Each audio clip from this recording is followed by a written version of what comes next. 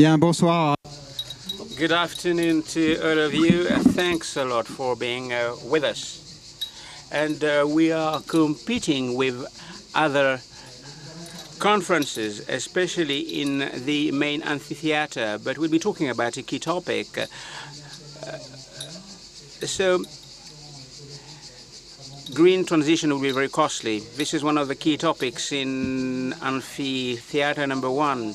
Most of us, when we are asked about green transition, we are in favor of this transition, but individuals, we would like others to embark upon this transition, but we'll have to go through this transition.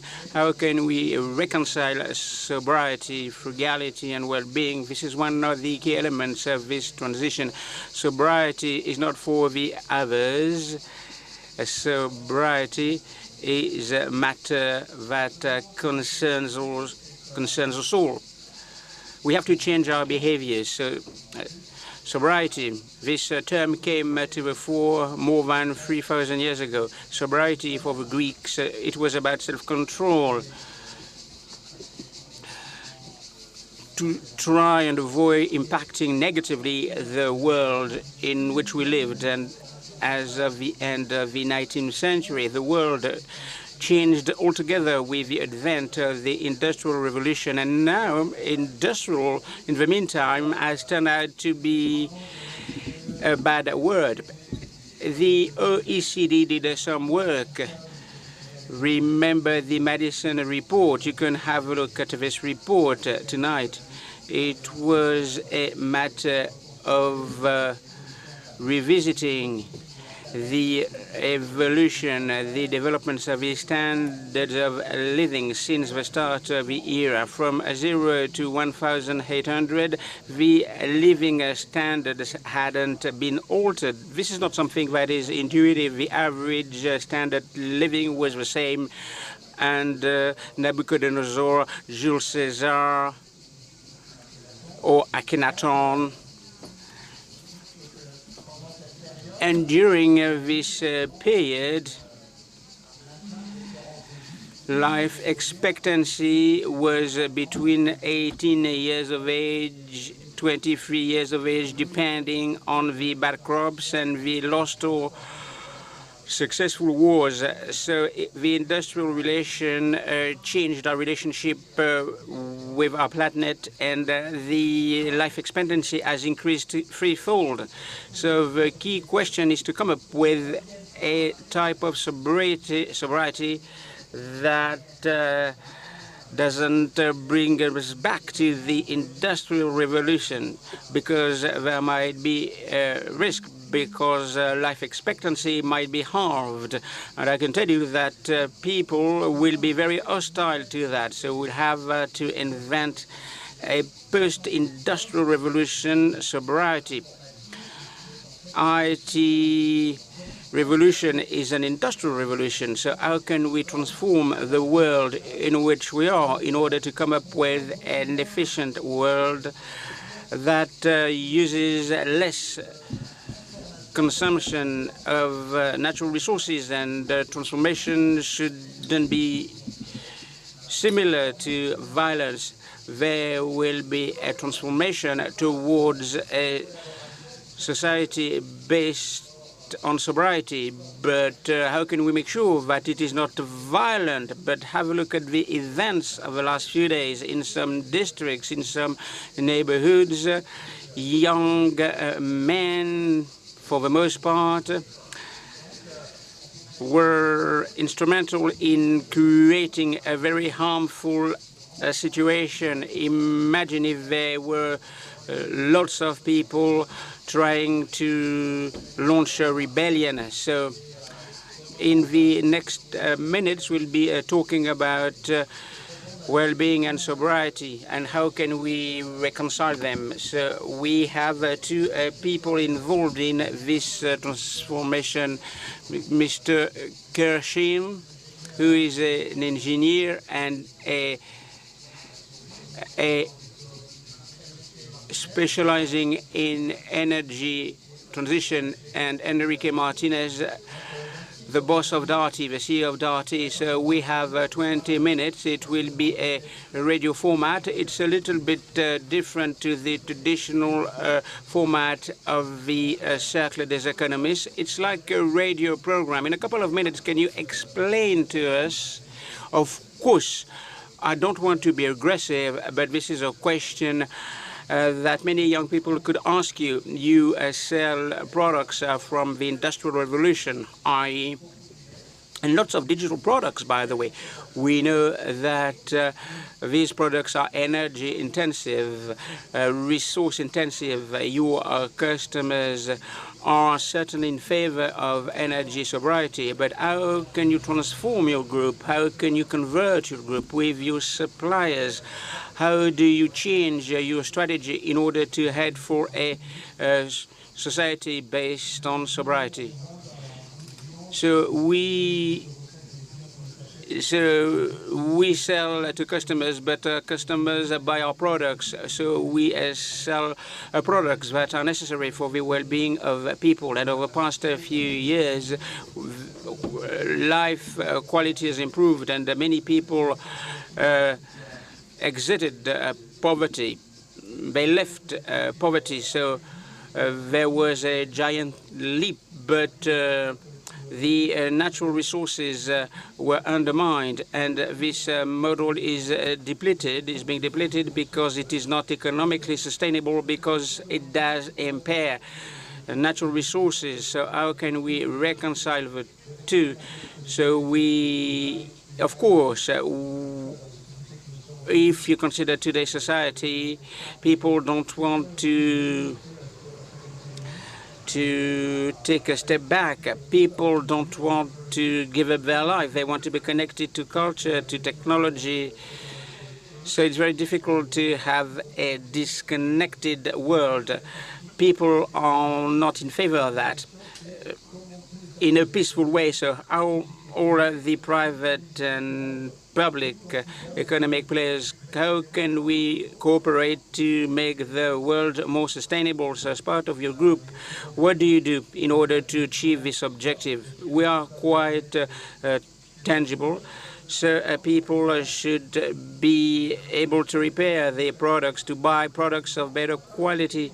Of course, when a product breaks down, it shouldn't be thrown away. So what is important is to focus on the life cycle of a products, and these people should be reused and they should be recycled so that the raw materials be part and parcel of circular economy. So 5 years ago, this process was embryonic, but that's not the case now. So this is a radio program. So this is a controversy. So you will ask your suppliers to produce differently. Yes, this is a requirement. We urge them to produce differently. When we sell a product, we want to make sure that the spare parts can be recycled. So we rank the suppliers according to the life cycle of the products, end of life of the products. So when the suppliers are not up to the mark, they will be sidelined. So I can tell you that the industry is trying to improve the quality, and our industry has improved quite a lot, and the life cycle of our product is more than 10 years. So there's a kind of a myth whereby the products will break down more quickly. That's not the case, because we try to extend the life cycle of his product. As I told you, this is a controversy, so it's like being on a radio program. I will ask you a tougher question, unlike the current format of Aix-en-Provence. Why don't you believe in that? When we talk about sobriety, we want to do better, but that's not enough, and you need to consider the current situation, the current climate. I mean, over the past 3 days, temperatures have been skyrocketing.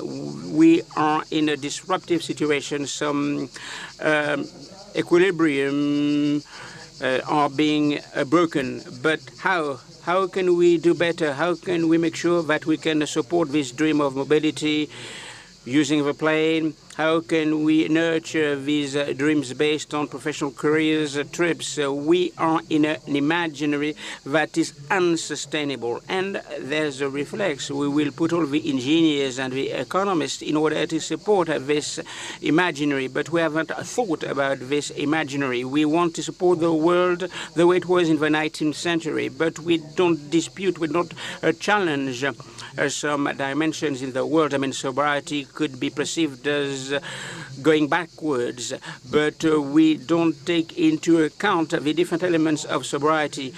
It is true that we have a materialistic relation with the world, so my answer is the following. Sobriety based on sustainable consumption, this is not sobriety. We need to nurture different imaginaries in order to desire and consume less. That's positive. It is not an individual task that you will do alone in a room by reading Pascal's books. Of course, we have some constructive mindsets with the series with TV, and I think that we need to work on that in order to make sure that sobriety emerges. So the rules of the game are based on controversy. So defend yourself. You have been told that you need to improve the system, but it's not enough. So what can you say? Of course, it doesn't prevent us from taking a long view with the world. But if you consider our societies, today's society, you need to consider time. We don't need to think now. We need to act. But I want to reduce 10,000 tons of waste, 10,000 tons of industrial waste. So I could be in your boots with the same arguments, but we cannot wait for the ideal solution. We have to pull out of the stops to cut this trajectory. We know that if the temperature is up 1 degree, 1.5 degree, or 2 degrees, the impact will be different. So we need to take steps. I'm optimistic and hope this is the motto of the conference, of the Rencontres. So private, public players have decided to embark upon a trajectory. So during COVID, we managed to do a good job. So we need to show determination. We need to make sacrifices, but I think that we'll be able to find a solution for humankind, for humanity. So we are at the heart of the topic. So we have a company expanding considerable efforts in order to alter the purchasing modes, the strategies. And there's another vision. And of course, we need to transform the system. This is what you've said. This begs the question of transition. So at the end of the day, it's a twofold issue. We are at the heart of the discussions that we've had over the past 10 years. So I don't want to be the bad guy, but I want to move forward. So first question that I would like to put to you, the current system doesn't work. We will break the system into pieces. Will it enable us to get a balanced transition, averting acts of violence? First question. Second question now. We understand that there should be a fundamental development. How do we reconcile the two, improving the current situation without putting people off? Because people will tell you what you are doing is crap, it's useless. People will feel put off, discouraged, so we won't move ahead. How can we reconcile the improvement of the current systems with the changes to those systems? And the interrelationship between young people and the current situation. Remember the what the young people said. I'm graduated from a farming school, but I don't like the world of today. We have between 300 and 500,000 job creations for 2050. If you take into account the sobriety scenario, there won't be any social revolts because we'll need people who work more than today as part of the transition process. What is the role of a company? The company is a unit. The company should optimize. I mean, you can't ask a company, to be moral, to be sanctimonious. So regarding the future of aviation, I'm an engineer. I like maths. Hydrogen-based aircraft won't enable us to provide the same services as a plane powered with jet fuel. So it means that you will have to mobilize full-time 15 nuclear reactors. So hydrogen aviation won't be as successful as kerosene-based aviation. So there's a lie. It's a lie. That's not possible. Of course, it does not mean that we shouldn't develop hydrogen aviation for many reasons. For health reasons, for the army, for diplomacy purposes. We'll need this technology. It has to be beefed up. We need to invest in that technology. But there's a wait-and-see policy. You don't need sobriety because this technology will emerge. That's where the shoe pinches. Hence, of course, we have many companies, but we should have artists, writers, who could nurture our imaginary, and these people should help us have another sense of desire. So we see how complicated that transformation can be that's needed. On the one hand, you have adapting the present systems as they exist, and on the other side, you have this call for a fracture, for a rupture, for a change, not necessarily towards another society, but another imaginary. So what contribution could you have on this mutation towards another imaginary? I'm sorry, but we are in a rupture, my company. How many companies doing sales are ready to do everything they can to sell less? Who do you know who does that? And I did that with my collaborators, so I took a lot of responsibilities, and I did that with my 39 million consumers who need my services to continue to live their daily lives, their everyday lives. So we're in a deep rupture with our responsibility. I think models are not compatible. We have to be careful. What scares me sometimes in these discussions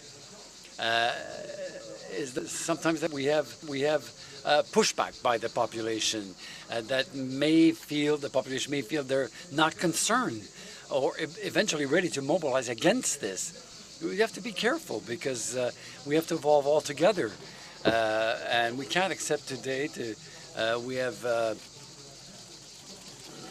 I think ecology cannot be a question of social rupture or fracture. Otherwise, we won't make progress, and we will give rise to social problems even more serious than what we know today. Yes, evolve. Yes, change. Yes, a rupture. But following a trajectory that we can adopt, that we can do together. We can go on together. So two questions. The first is what you just said is how do we avoid social rupture and the necessary transformation? But second, could you go further on your thoughts on the constructing an alternative imaginary? Not for 40 years. We have to transform this imaginary within the next 3 or 5 years. So you say we can call on artists, writers and things, but isn't that copping out?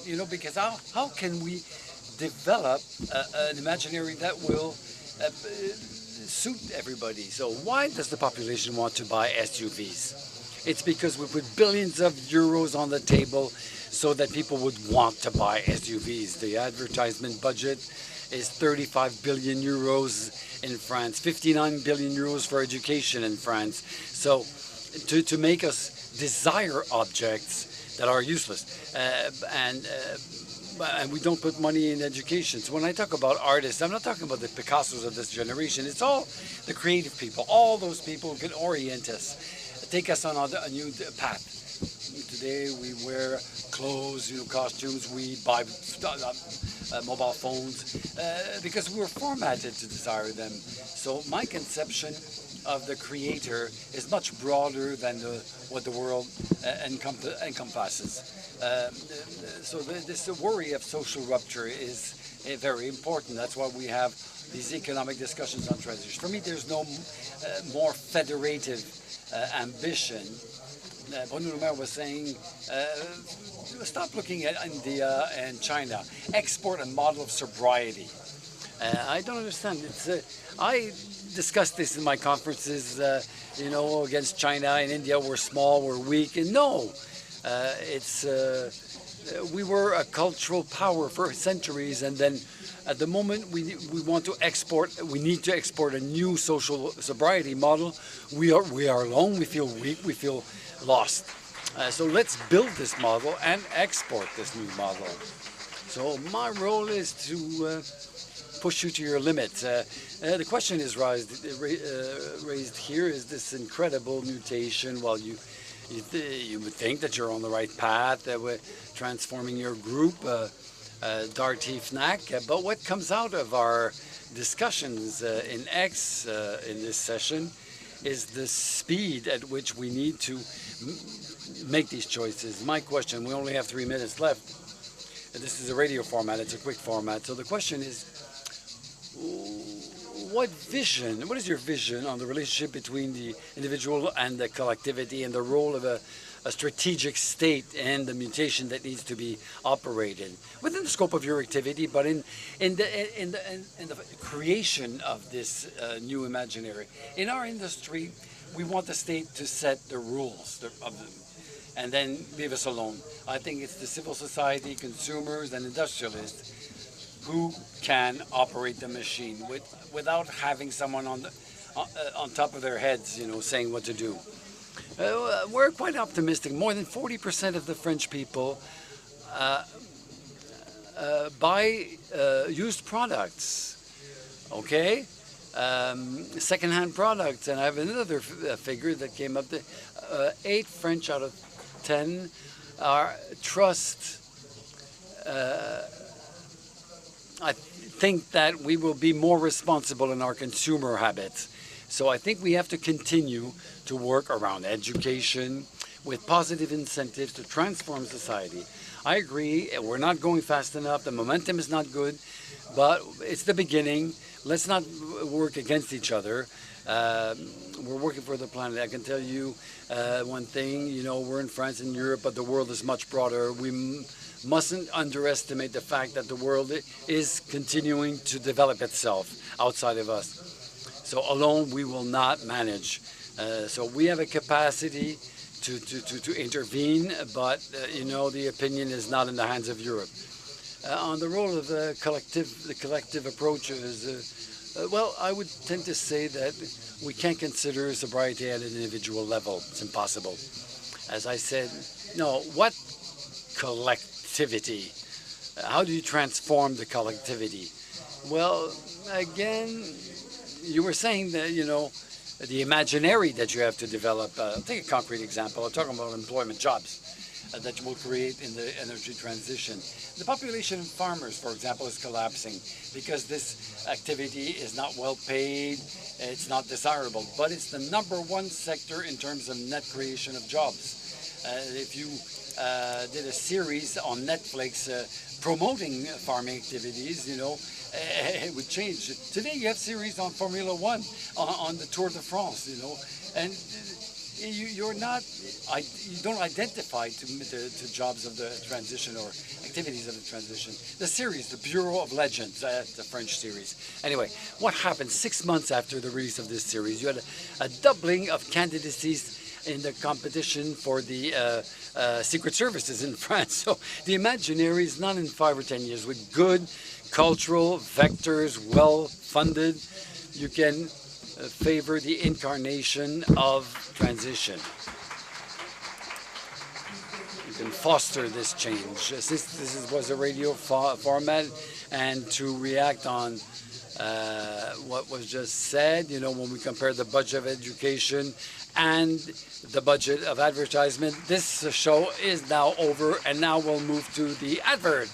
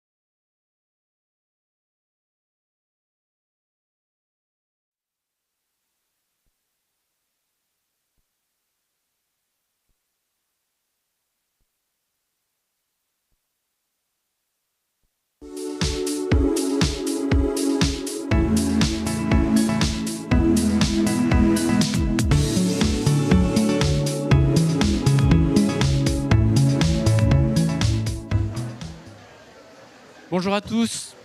J'ai l'impression que le micro, il est ouvert. Bonjour à tous, merci de prendre place. Bienvenue pour cette... So good afternoon to all of you. Take a seat. Working to live or living to work. I'm Olivier Auguste. I'm the deputy head of the Parisien. I will introduce the different people, so we are quite many, we'll be quite warm all together. Stéphane de Deyon, CEO of CNP Insurance.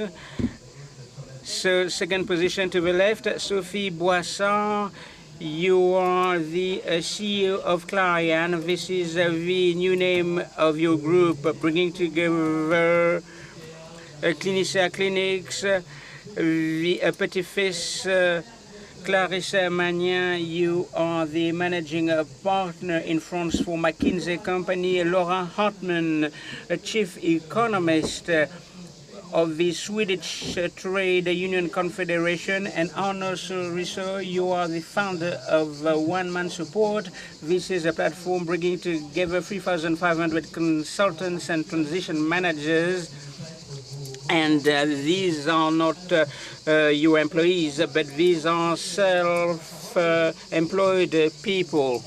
So we'll have a Q&A session, so don't hesitate to prepare your questions. So Pierre Dauquès, you are a member of the Cercle des Économies, a specialist in political history and the history of thoughts. You are the coordinator of this session, so it's up to you to introduce the topic. How do we relate to work, and what can you tell us about that?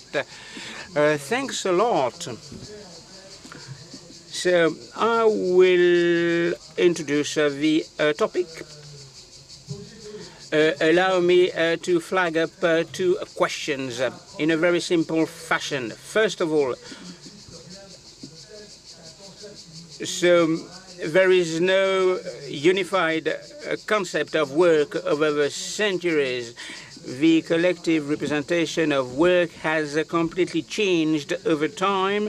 Second question, labor crises, this is what we are going through, and we experienced them in the past already, so it means that we can nuance and qualify the issue. First question, labor representation over time. It's a very simple, over centuries. Labor work was synonymous with a curse, with unhappiness.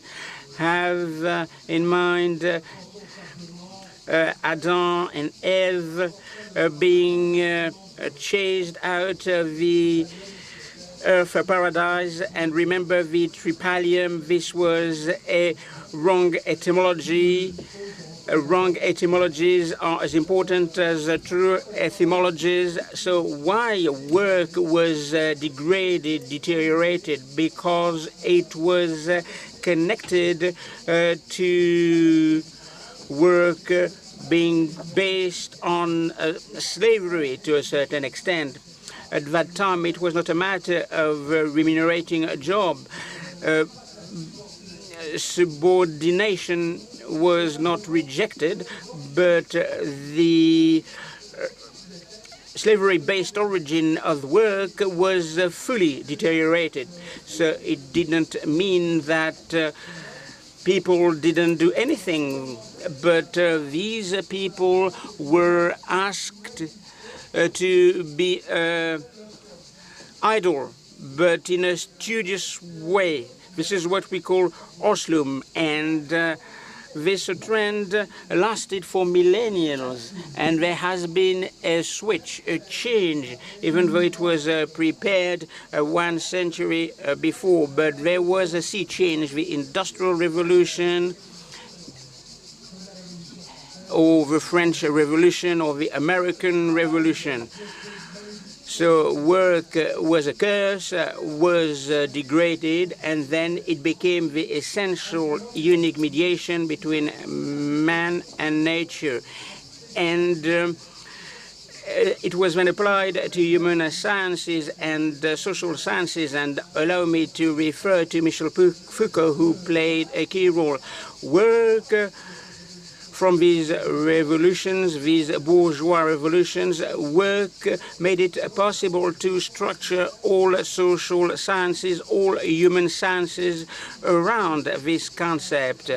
And there are lots of significant characters. David Ricardo with the value of work, Hegel, the philosopher of work, Marx. I don't need to tell what is done. So there has been a swing of the pendulum.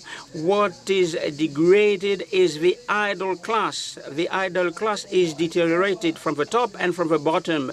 At the bottom, you have the poor people, those who don't work, the unemployed people, the jobless people who are suffering from this new conception of the world. And at the top, the idle classes. Veblen illustrated that, talking about the idle class. And in fact, it is not predatory, but it is sterile. And it was highlighted at that time. So this is a general idea of work and of revolutions. And work managed to raise its profile through bourgeois-based revolutions. Is it a paradox? I don't think so, because the revolutionaries who embarked upon the French Revolution or American Revolution, they considered themselves as producers. So you just need to refer to Saint-Simon. So much for the first idea. Second idea that I would like to summarize very quickly is that there were many other labor crises and work crises since those revolutions. The main labor revolution, it was an amazing, outstanding revolution. The transition from the poking out system to the factory system. In other words, the transition from a system characterized with artisans, craftsmen, working for merchants, for manufacturers, and they are semi-independent, they are semi-autonomous, and this transition was extremely violent, conducing to a crisis with lots of revolts. And of course, you had the Luddites. They didn't break the machines, but they were against the factories.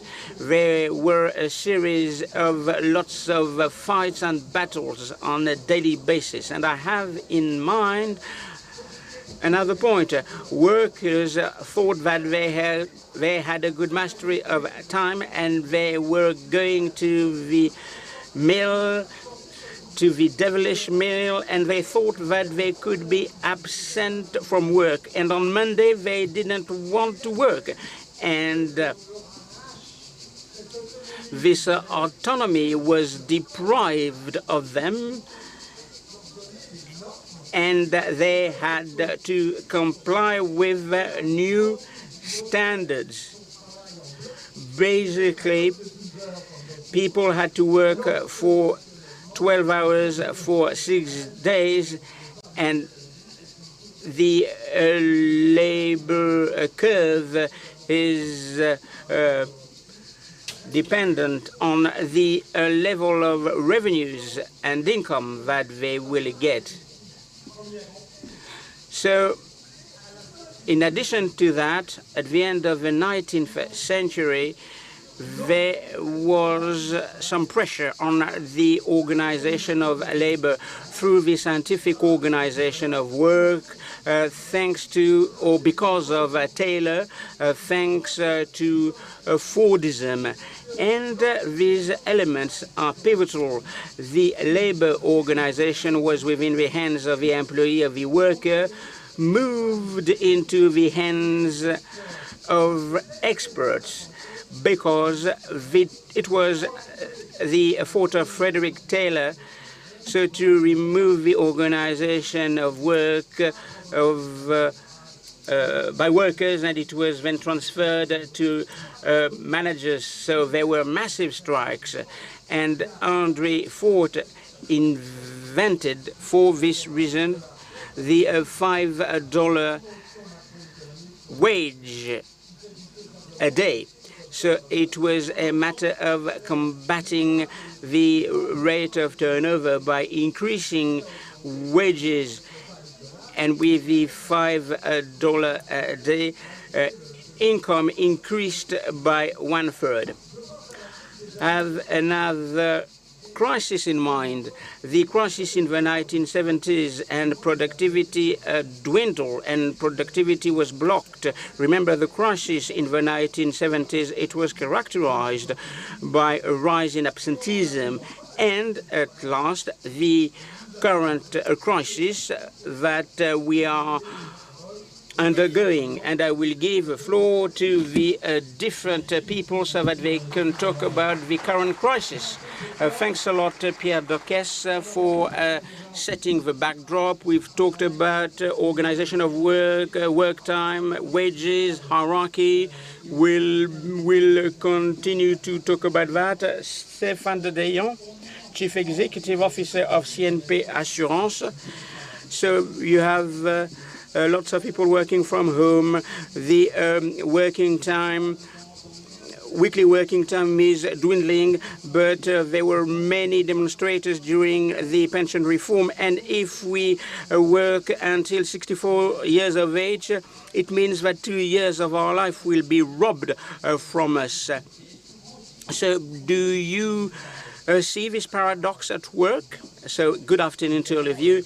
Of course, if we talk about work and employment on this front, I think that we are going through a paradox. On the one hand, there's a positive revolution of work and labor, reindustrialization related issues, the advent of brutal inflation in our professional lives, the war of talent mean that today all questions having to do with income, generalized teleworking, and 4-day week have never been so much on the agenda. And you have great resignation, burnout, bore-out.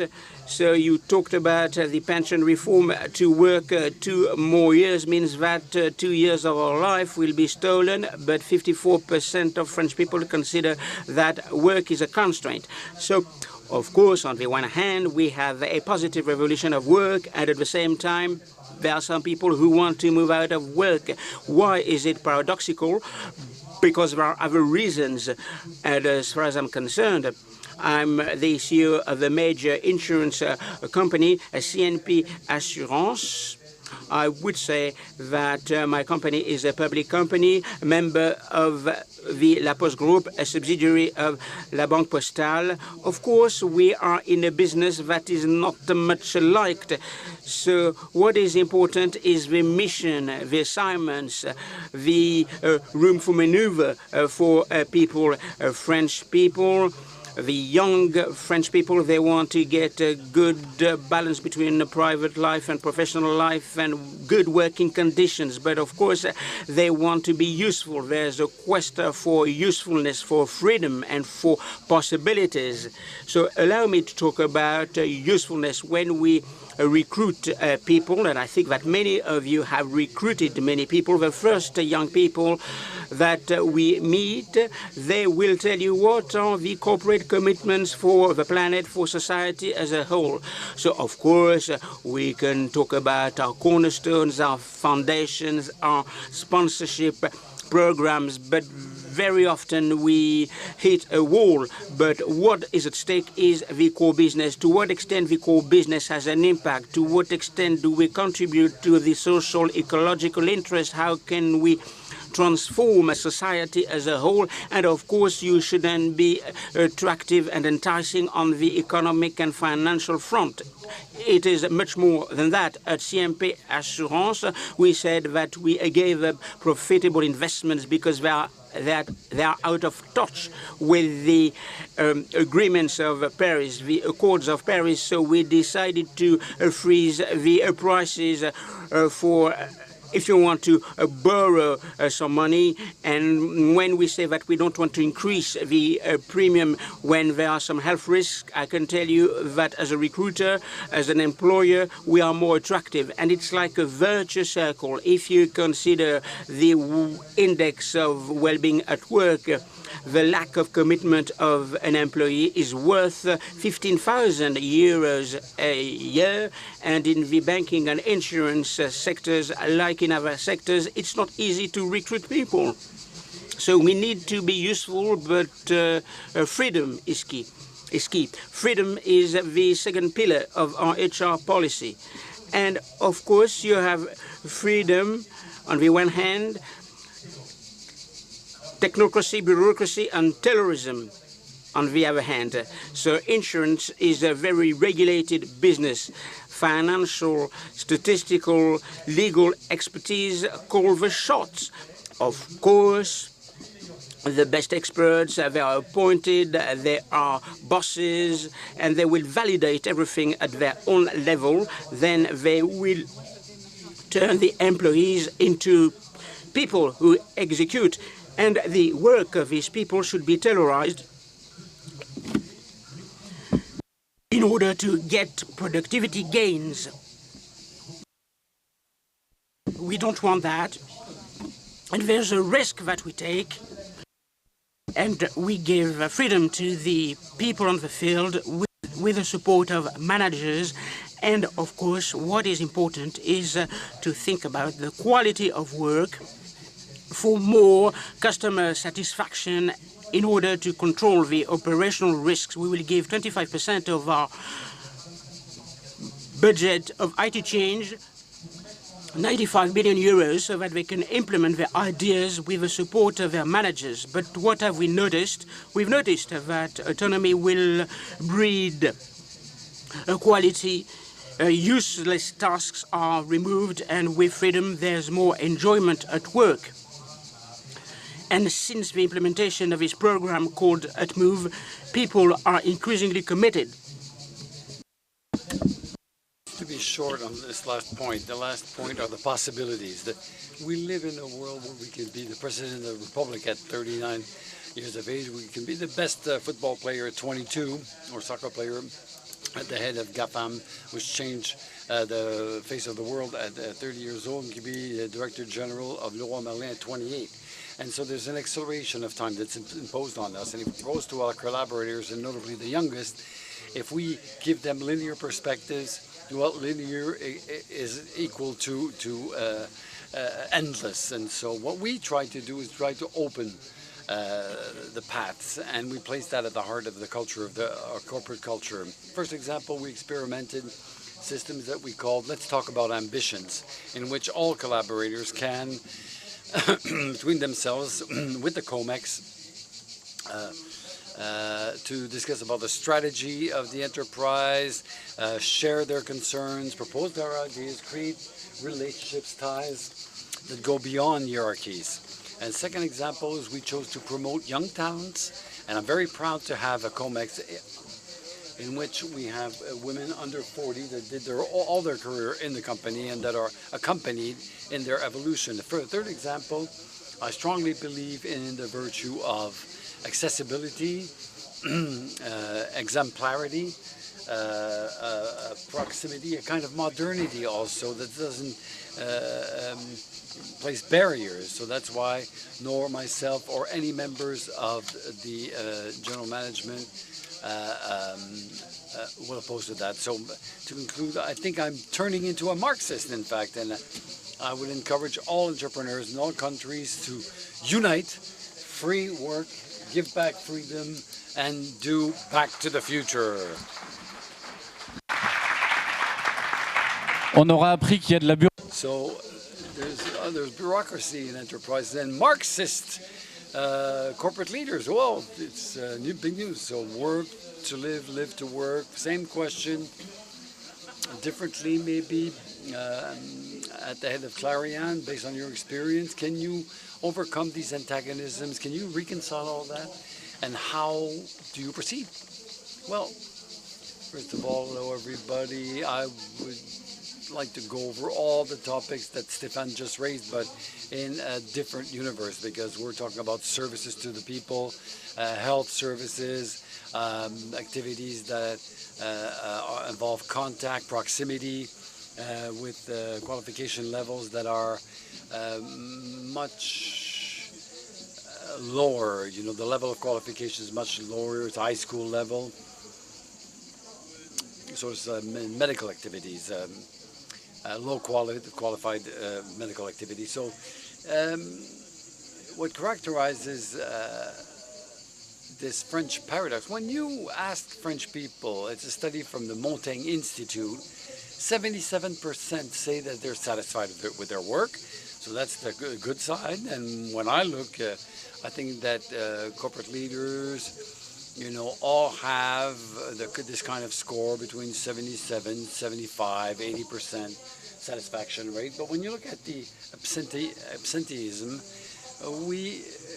well, it increased by 3 points since the COVID. In France, in the person service activity, it raised by 10%. And it's much more than in other countries where we operate. And so we have leaves of absence that have increased a lot. So like Jérôme Firko said, working is something you do between vacations, enabling to finance your time off. So I think behind all this, there are three sources of discomfort, I would say. I would refer to what Philippe Diribarne says on the culture of honor and recognition, pride. I think there are three elements to overcome this paradox. First of all, in fact, the French in particular, they need that their autonomy and the collective usefulness of their activity be recognized, but also their expertise and competency. And the first concern we have is we want to be to work in an activity that makes sense and that either personally what we bring is recognized as such, not only in the intimacy of the management activity, but when I go home, when I get home, when I talk to my children and everything, what I say makes sense about my activity. It's the question of naming things. You know, I'll give you a simple example. When in some of my organizations recently, I was interviewing people, asking them, what do you do? Well, I would get answers. I'm a multi-activity agent. So I'm sorry, but that doesn't say what this person contributes with. You know, there's no pride in there with someone who's polyvalent, you know, so you're just someone who's a supplement, but we don't talk about the usefulness of this person and the utility of this person. So naming in dignity, recognizing the importance is something that's very important, especially in the French environment. Second thing is a very high, strong demand to have a capacity to decide, not only follow prescriptions, and Pierre de Castries reminded us of that.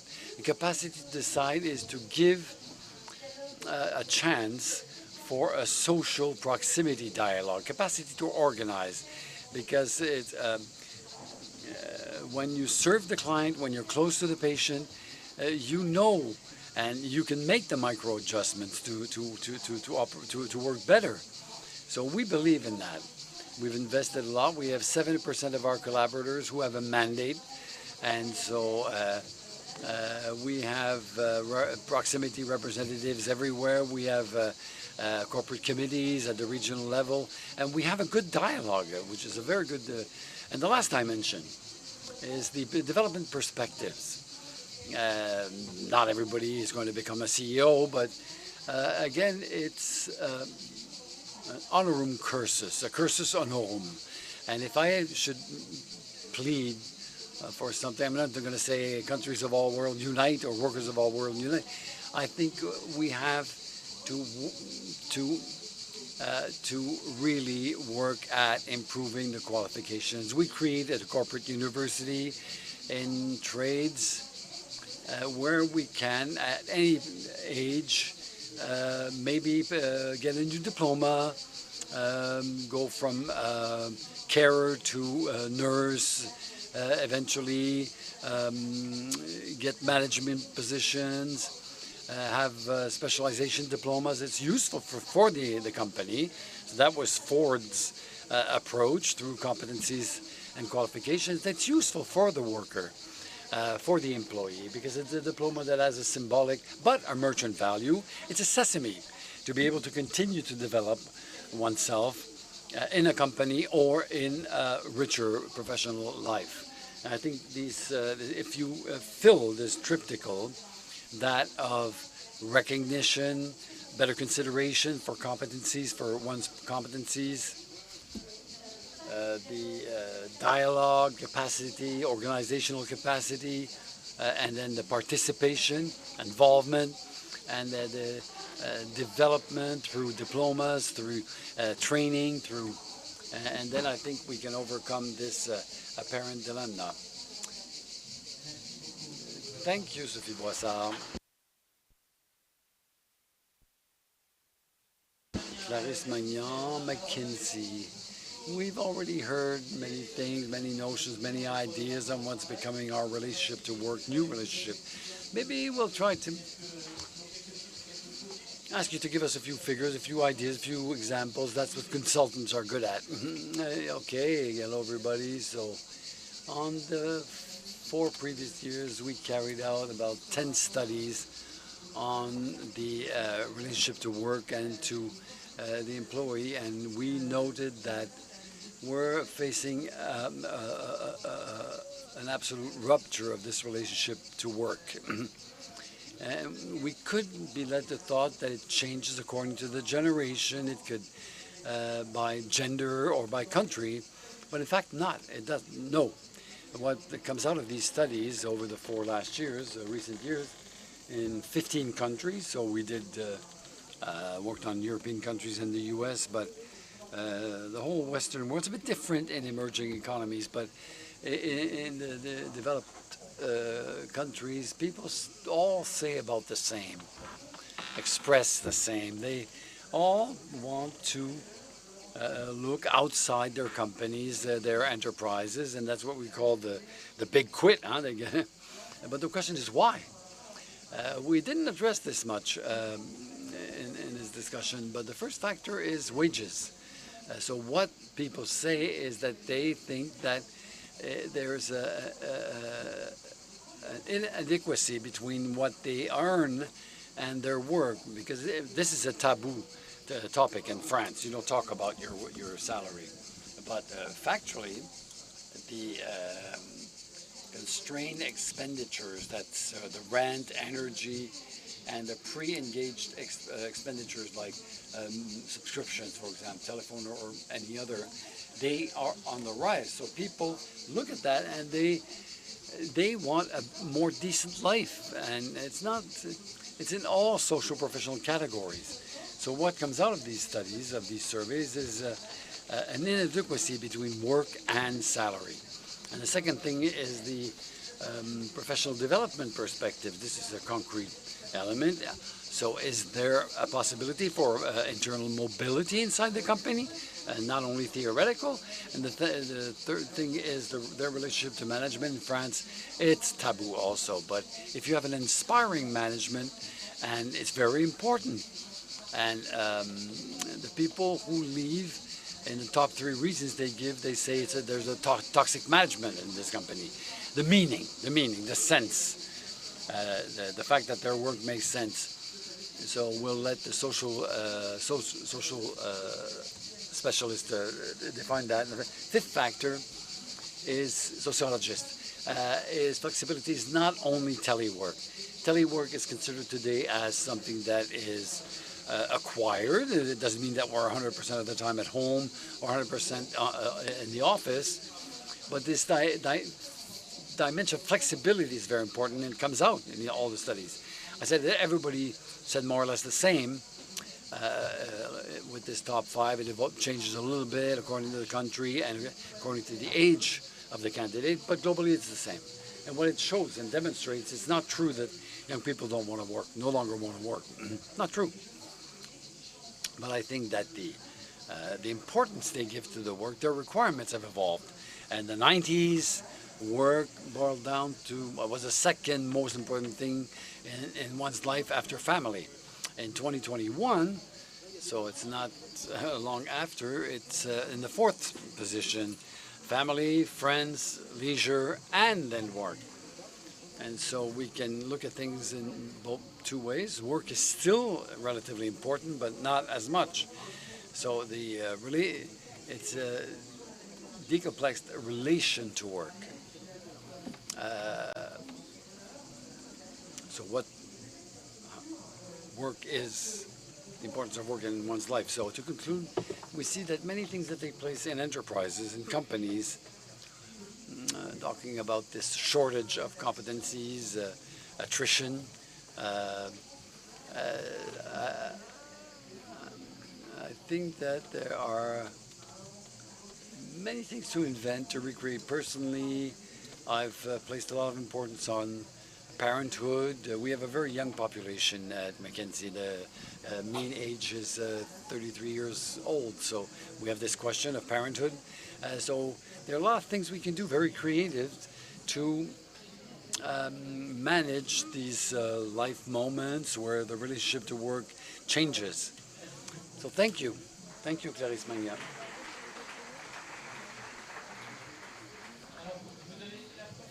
So you were the first to talk about wages and salaries and income. And I imagine, Laura Hartmann, that they are important concepts for workers, especially in this inflation period that we suffer from, what it involves, what it implies, and the impact it has on our buying power. So I think there are a lot of commonalities between the Swedish situation and the situation in France. So when we talk about inequalities, we talk about salaries and work to live, live to work. You know, what's the situation in Sweden? Bonjour, et merci pour Hello, bonjour et merci de cette invitation. deliver in French, so I hope I can continue in English.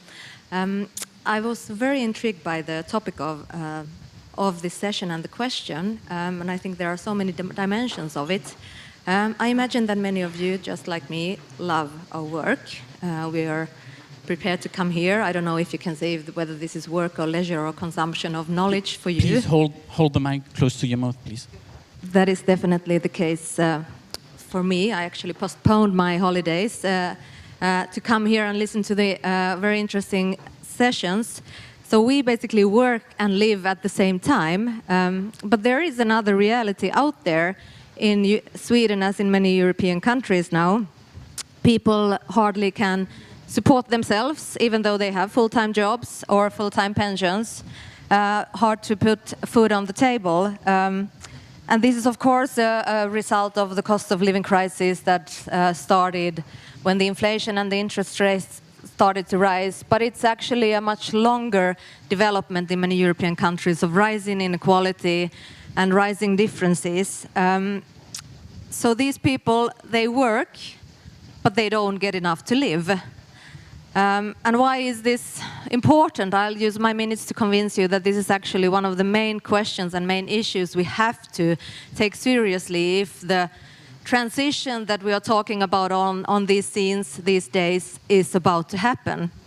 But I'll give you some examples from Sweden, which is the country, the dream country of high equality and almost no poorness, traditionally, probably in your minds. When we ask the ordinary wage owners, workers that I represent in the Confederation, if we ask them a question, how hard it is to cope or handle an unexpected expense of 500 euros within a week, 4.2 out of 10 say it's difficult or it's impossible. We know that inequality has risen during several decades. The Gini coefficient that we often use as a measure has risen from basically 0.2 in the 80s to 0.33 when we look at the disposable income. 69 industry worker wages are needed to get the income of a Swedish CEO today, and this is a unique high figure to be Sweden. At the meantime, social tension is rising. We see falling social trust in a country that has been unique in high social trust and trust towards institutions. Last election campaign last summer, the two themes that were dominating was gang shootings, rising criminality, and high gasoline prices.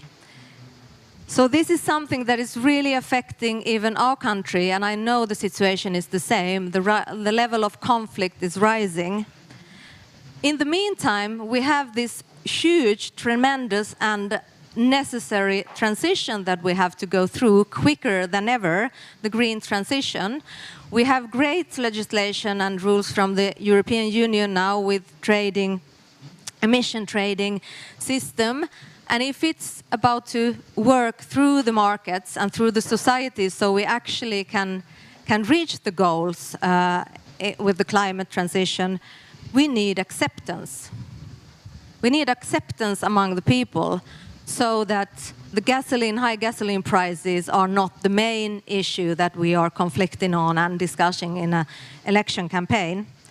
And I truly believe that all European countries have a lot to learn, including Sweden today, has a lot to learn about from the traditional Swedish model that has, through decades, delivered a very stable society, high productivity, high growth, and good relations. And I'd like to just lift a couple of basic elements from the Swedish model. One is, of course, to truly encourage, as an employer, as a business, as a politician, a true social dialogue with strong unions as a counterpart. Another thing is to put all effort that you can in businesses, in politics, on training, reskilling, education, active labor market policies, all kinds of measures that are needed for workers to feel safe and secure in the transition that is needed, either within the company or to another company. We see that really happening now in Sweden when the green transition is going very quickly and industrial change. And that is done way too low, way too little in many European countries now. You need to feel safe and secure in the transition. That, of course, includes decent unemployment insurance and support in this transition, so that we can use the old slogan of Swedish unions: we are not afraid of new technology, we're afraid of old technology that keeps us in competitive firms and businesses. So we really have to cope with this rising inequality. It is a true obstacle for the transition to happen. And I think there's hope, because the Nordic countries have shown for many decades that it actually works. You can do it. Of course, we have to reinvent a new model of it.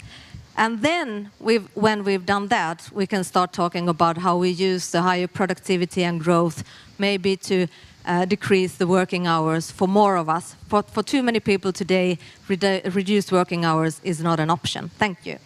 Merci beaucoup.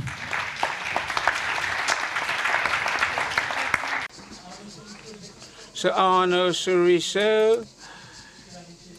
So one-man support, your consultants are freelance people, these are not employees, not your employees.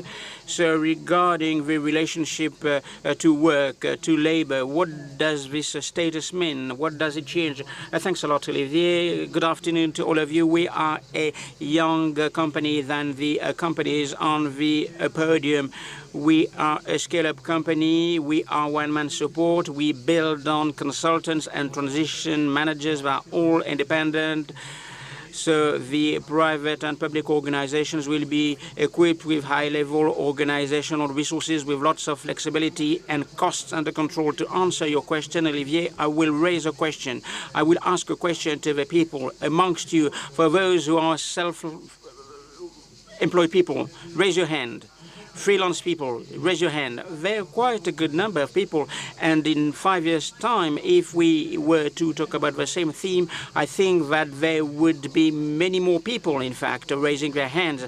14% of freelance people, 30% in the United States, 30% in the UK, and the number of freelance workers is gaining ground, and people are more mature. Regarding your question now, it is a very interesting question. I think that freelance workers, have given a precise answer. It's not a matter of living to work or vice versa. It means to work to live and to live to work. So work is at the service of life and vice versa. So it's not a matter of choosing between one of the two. It's a matter of using live and work together. So we talked about that with Stéphane at lunch. Of course, employees can say that they want to live and work, and this is the goal of companies. To live and work, this is what we've done over the past few years when you consider the evolution of the role of women and the evolution of the role of men. We talked about this topic. Men and women have to play different roles, professional role, family role, societal role. So my wife asked me to change the nappies of her children, or I had to give a bath to my children, but at the same time I had to be very good professionally, and at the same time I had to be involved in society. So men and women are required to live and work and to perform both roles, and that's good, that's great. And that's a piece of good news, because all the stakeholders need to focus on that, live and work. And is important. So you have people who work, they have a balanced life, they don't have to choose between developing work, passionate work, and ambitious work, and private and professional balance. They can have both. And we have Benoit, for example, a freelance worker managing the winery, the family winery, and to fund that business, he does part-time consultancy missions. We have Mathilde. She's fond of sailing in order to cross the Atlantic for 3 months in summer. She will spend 9 months with the customers as part of our missions, and she will be working hard to deliver her missions. That's a piece of good news for companies. With the freelance workers, with self-employed workers, with the employees who can reconcile work and pleasure. Alexandre said that self-employed people were more committed than employees. So it's a matter of convergence. So employees and freelance workers should be committed. So companies via freelance workers can get access to resources. And as part of their missions, freelance workers have to perform. And because their life is at stake, fathers are more present, mothers can fulfill now many roles. So at the end of the day, that's a piece of good news for our country. So I think that independence is a great tool.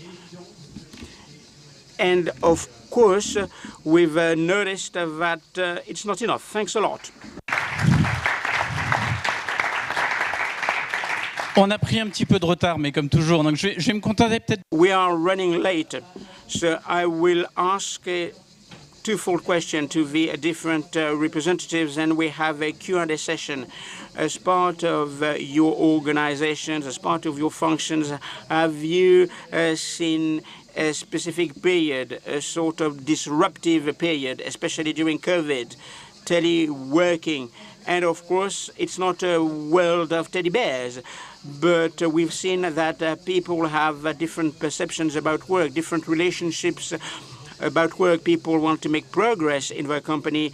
You have also this notion of a family balance. Of course, the rate of unemployment has dropped, and you have a better balance maybe between employees and employers. Stefan, first, something that we've experienced, the war of talent. It's a war. And it's not a war between actuaries and legal experts. There's a war in terms of customer relationships and managers, because you have to consider the proactivity that we need to get in order to handle customers. Customers should be treated as persons and not objects. So that's very important, the war of talent. And as part of this war of talent, I mean, all blows are authorized. So you have quality of work, the premises, the experience that we offer. And I went through two disruptive patterns. During COVID, the offices were empty, people were exhausted, and mental health was impaired. As an insurer, we insure many companies. We've noticed that people are out of work because of mental health. Never ever have we seen that. First disruptive pattern, and second disruptive pattern, when we moved out, we moved to new premises, we revisited our policy, we worked like mad as part of the collective intelligence process, because we wanted to get promises that were similar to the premises where we want to live. I had a motto: we are competing with the domicile. People should get back to work, should get back to offices.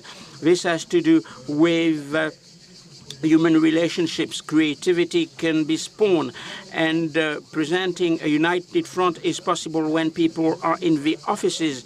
And one of the employees told me, that's great, these new premises are great. I told him, yes, we're competing with your home.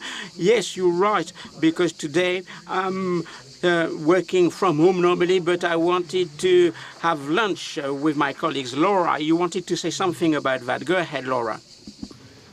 Yes, thank you. Of course, all these issues about how the pandemic changed the situation at the working places is relevant, and I can see it in my own working place as an expert and a chief economist in the Confederation. But in the meantime, we again have like 9 out of 10 or more than that of all the workers in Sweden. Nothing changed except for that the going to work was more dangerous since there was a pandemic going on. So the situation, it is not an option to work at home or do the work in a different way. And I'm a bit afraid that the more we talk about this, that the pandemic changed the situation for all, we just sort of increase the sense of being outside and being not one of those who are concerned. So your employees in the, not you, but the next one, your employees at the caring sector, the industries. I mean, we have a talent crisis in Sweden as well, but it's actually not the highly educated engineers that are the most lacking. It's the vocationally trained, caring personnel and industry workers. So we shouldn't sort of forget about that. Alors, on va prendre quelques questions très rapidement, puis par ici au premier rang. Je crois qu'il y a... So first row, there's a question. There will be a roving mic. So go ahead. You, Mr. in the first row. Merci pour ces So thank you for your observations. Allow me to make 3 observations. I listened to you. Taylorism has changed the way the work is managed. I'm a doctor specializing in public health, and I had to look at work stoppage. So there's a recent phenomenon. People are exhausted, people resign, people burn out, and people are absent from work. And I don't think that COVID is responsible for that. It just started before COVID. I've noticed that within the company, the relationships with work have changed. I listened to the CNP founding partner, and I think that tasks have been individualized. So employees were asked to talk about objectives and means and to make proposals. And in fact, the working colleagues have become competitors amongst themselves. Working conditions have improved, but the work atmosphere has deteriorated for the worst. Working competencies are not recognized. The strategies for promotion are totally different, and people are suffering within the companies. There are some people who've been committed to their company, and overnight these people will be relegated to the sidelines. That's sad. Of course, the relationships amongst workers changed the quality of life. That's why many people are absent from work. Who would like to answer? I do agree with you. It's a very interesting viewpoint. And in fact, this has to do with the market being introduced within the corporate world. Some patients cannot be insured because they have some pathologies. This is something that I wanted to tell you, because there is no excess premium, but you refuse some patients because they suffer from heavy pathologies. Yes, that's a different kettle of fish. No. We accept 99.8% of the requests that are being made. What about the remaining 0.2%? Thanks a lot for your question. Another question. So, in fact, people are suffering at work, and we have a new perspective with Laura Hartman. So, in fact, we thought that work was essential and was the be-all and end-all of everything. So there are workers, there are different types of work. For people, it's a matter of recognition. For others, it's high income. And for others, it's deprivation and suffering, and the problems are not the same. And I think that we've talked about executives and not about the employees. Of course, the executives, they want to live to work, and vice versa. Those who are at the bottom, that's quite different. And for some people, working for quite a long time doesn't pose any problem. But conversely, the pension reform buffeting the most vulnerable was very cruel. Please a question. So don't you think that it would be urgent? I will pronounce a word. Sharing work sharing for all those who are the most vulnerable.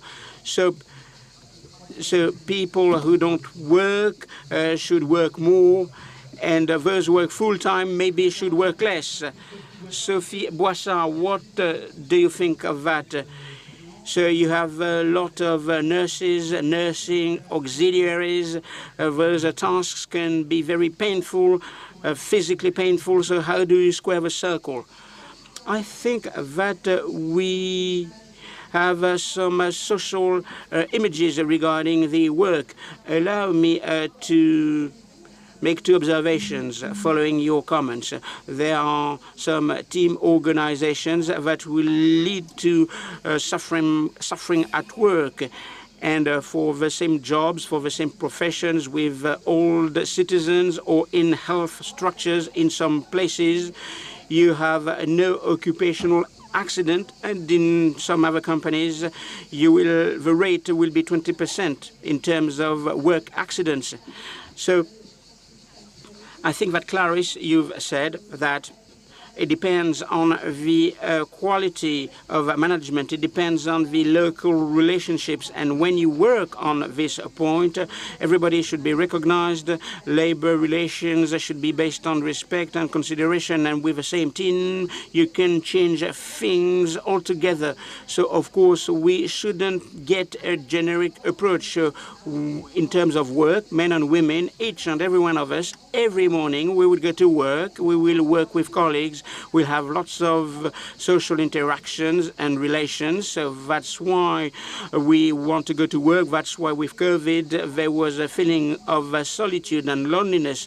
And at work, if you have some fruitful and respectful links, the organization of work will be better balanced. People will be very proud of what they do. People will feel recognized, or they will feel unhappy because, in fact, we need to start with good relations at work. you've said that those with lots of degrees should be happy or are the only ones to be happy at work. That's not the case. I mean, this is something that I've witnessed on a daily basis. It depends on consideration, respect, stability, and capacity to cast a future-oriented eye. You can be a nursing auxiliary, you can be a nurse, you can be working in a job emotionally. Of course, you need to be fit.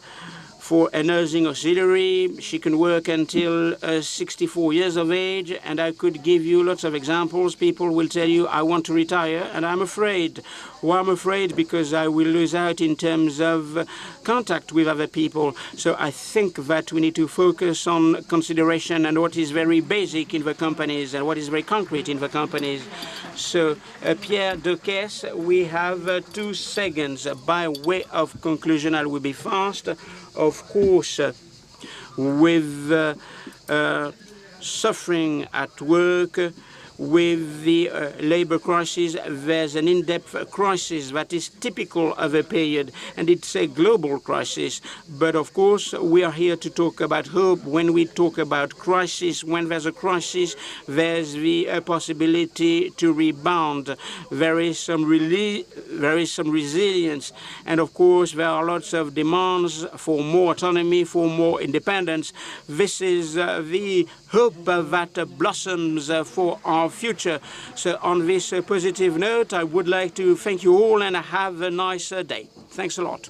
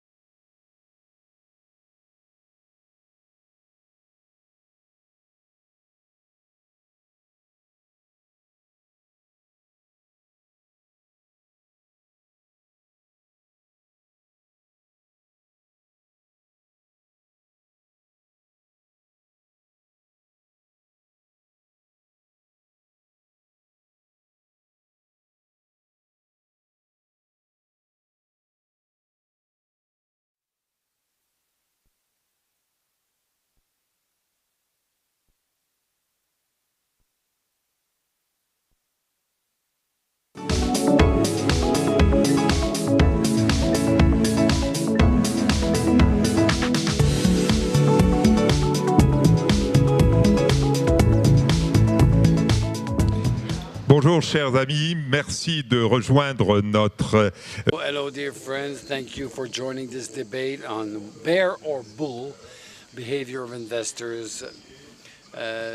Should be Malthusian or Schumpeterian, you know, that cash has dried out on the market, so the cash flow. So I'd like to respond with Olivier Perronnet, the president of FNAC, and Rachid Sekak, associate founder of Sekak Conseil. So to respond, first of all, to shed a light on the heterogeneity of these behaviors according to the categories of investors, the regions of the world, temporal horizons. But you also should also wonder on, give some thought as to the opportunities of investing and how to guarantee a return on investment that is acceptable in a context that is apparently chaotic, with the short-term war in Ukraine, the fragmentation of the world that resulted from this war, the growing debt, public debt, the inflation trends, and the higher interest rates, and with the slowdown of the labor productivity, which is a real issue for economists at least. The lowered productivity of the capital, the lower profits. Profits do not play such a big role in the GDP, but it's linked to the investments, the cost of energy transitions, the challenges of the environment for biodiversity, normalization of production within the scope of the growing requirements, constraints. The world of risk has never been as threatening. So what to do in such conditions? So before handing over the floor to our panel members, I'd like to talk about three important things to bear in mind for our discussions. First, we are witness to Malthusian behaviors when it comes to investments in advanced economies. This is important. The growth of the capital, productive capital, is between 1 and 1.5%. Means that if while the productivity of the capital is low, it means that the growth is limited in our regions to 1.5% maximum in the long run. So why is that? Well, there are multiple reasons. The first was mentioned in different panels. The savings in Europe do not finance the European investment. Part of the question is why, you know. And the second is that this universe of risks that extended. It's true that today we can always wonder, in the end, what will tomorrow be made of?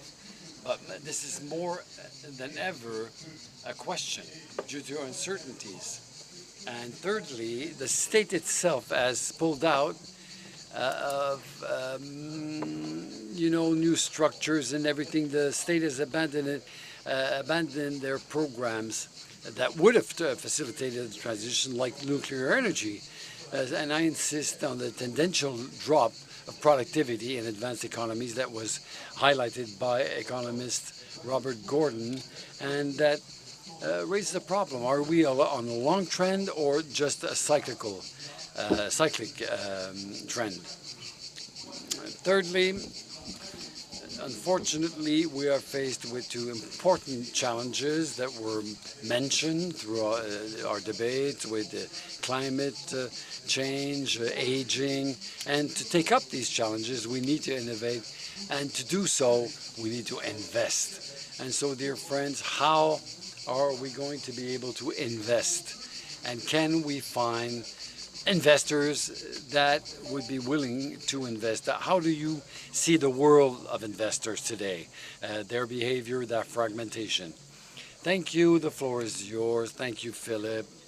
A lot of questions in your introduction. When you talk about investors, what investors are we talking about, in fact?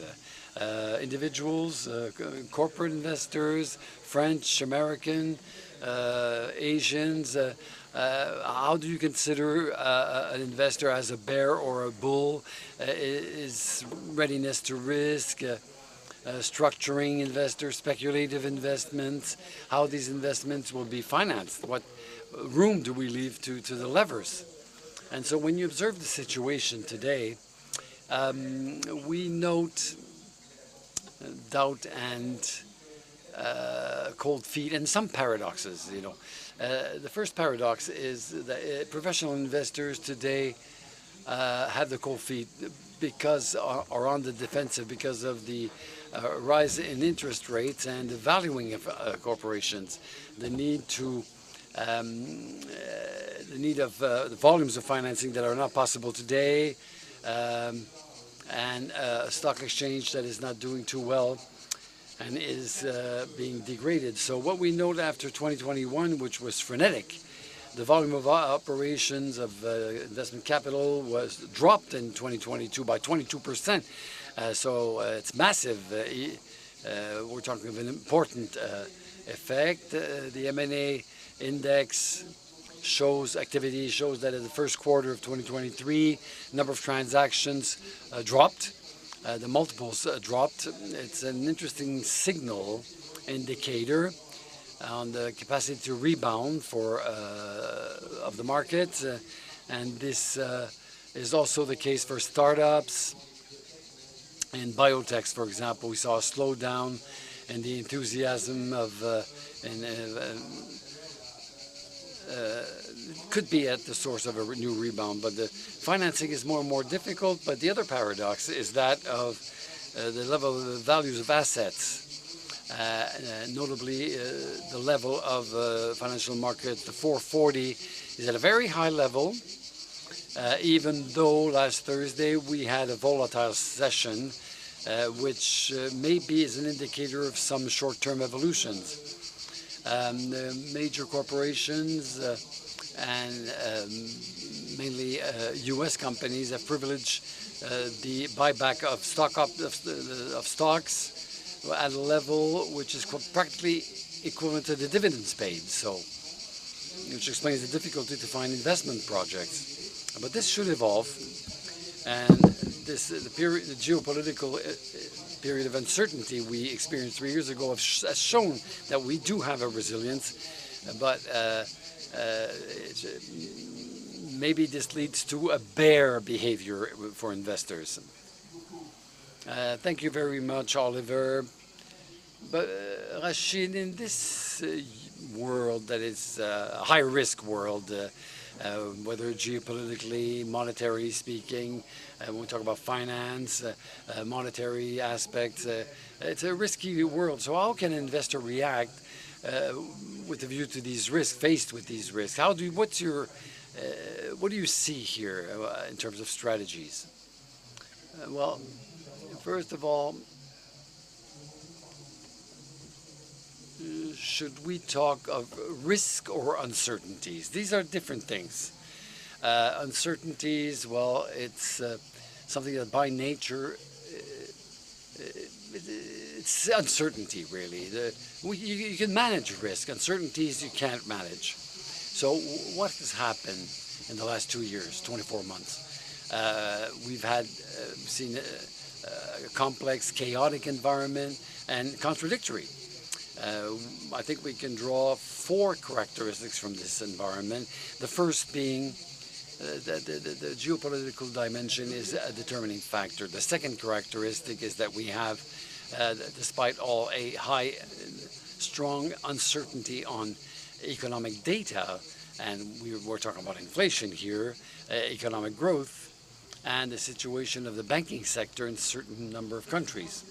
The third uncertainty, it's the end of easy money, easy cash. We have just pulled out of a period where money was easy, and the fourth characteristic is that we're heading towards something new, with new paradigms, but we find it hard to master them. So what was the attitude of investors? By investors, I mean the asset managers. The asset managers hesitated between prudence and panic. There were periods where people were careful, and in some periods it was a panic. So people played defensively. And this meant that defensively we underweight stocks. They were undervaluated. Bonds, well, that was managed. Bonds were managed. We had a waltz of the reduction of durations to avoid the variation of interest rates. And we had the flight to quality, which roughly means that we have quite a sharp increase of the monetary sector, which for the moment pays as a very good payback. So this is where we were. Now, what lies in the future? The future, something that looks like being in a labyrinth. It's like being in a labyrinth. Yes, you without being an oracle or having a crystal ball, will try to propose a vision, prospective vision, by trying to identify the mega tendencies, the mega trends. So the mega trends, I think there are three. The first mega trend is that geopolitics will be at the heart of the economy. That's the first trend. Second trend, the multilateral system and world governance will evolve clearly. And the third trend is that the environmental stakes will be essential. And so these are transversal challenges. Now, in a nutshell, the world economy will remain extremely complex. And if it's the case, the most rational response would be to say diversifying is the rule. Diversification will be the rule. You need to be ready to adapt to these changing circumstances, and we need to be able to benefit from any opportunity that arises. And what's important is positioning the cursor between prudence and boldness,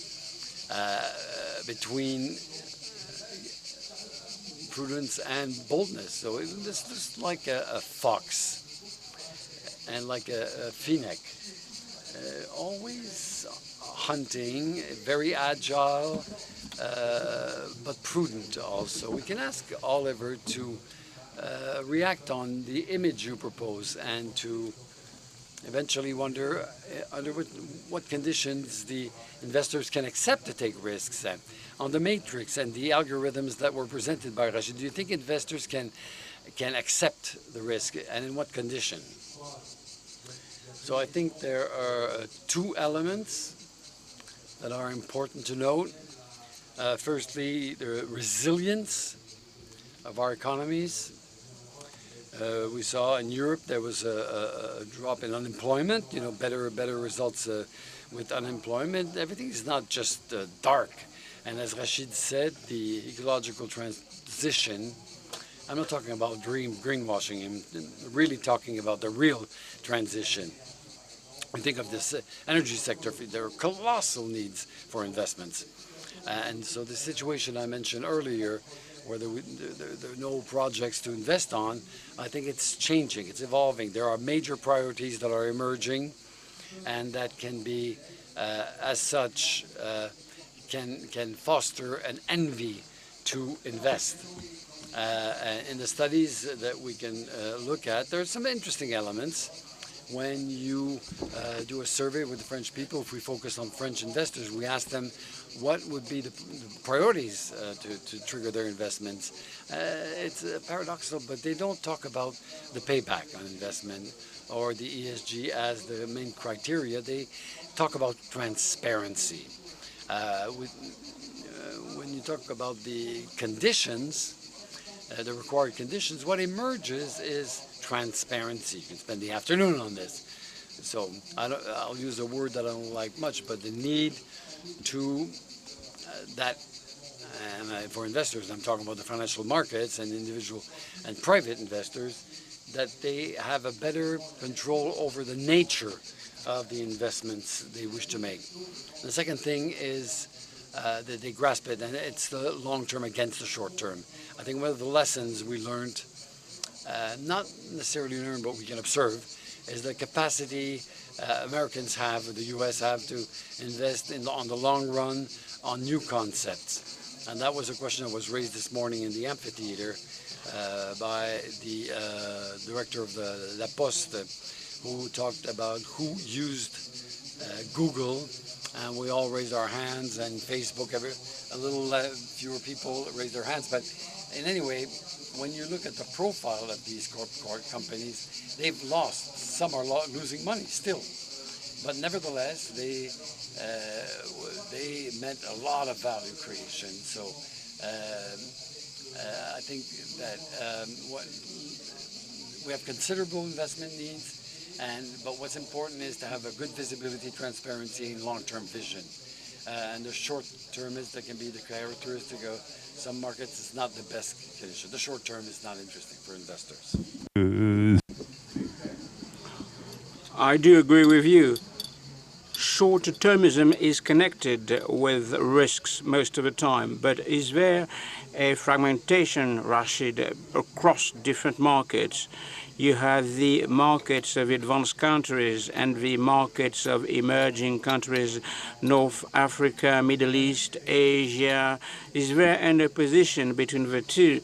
These markets had different paths. Should we converge or not? Before answering your question, allow me to revisit a concept.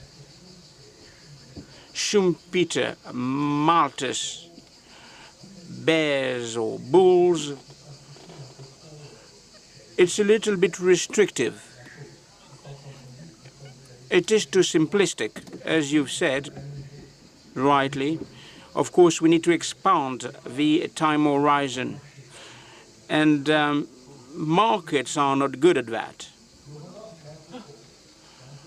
So, in fact, you can be a bull, you can be a bear, you can be a supporter of Schumpeter. You think that technical progress will sort out many things, but you need to take into account the Malthusian requirements.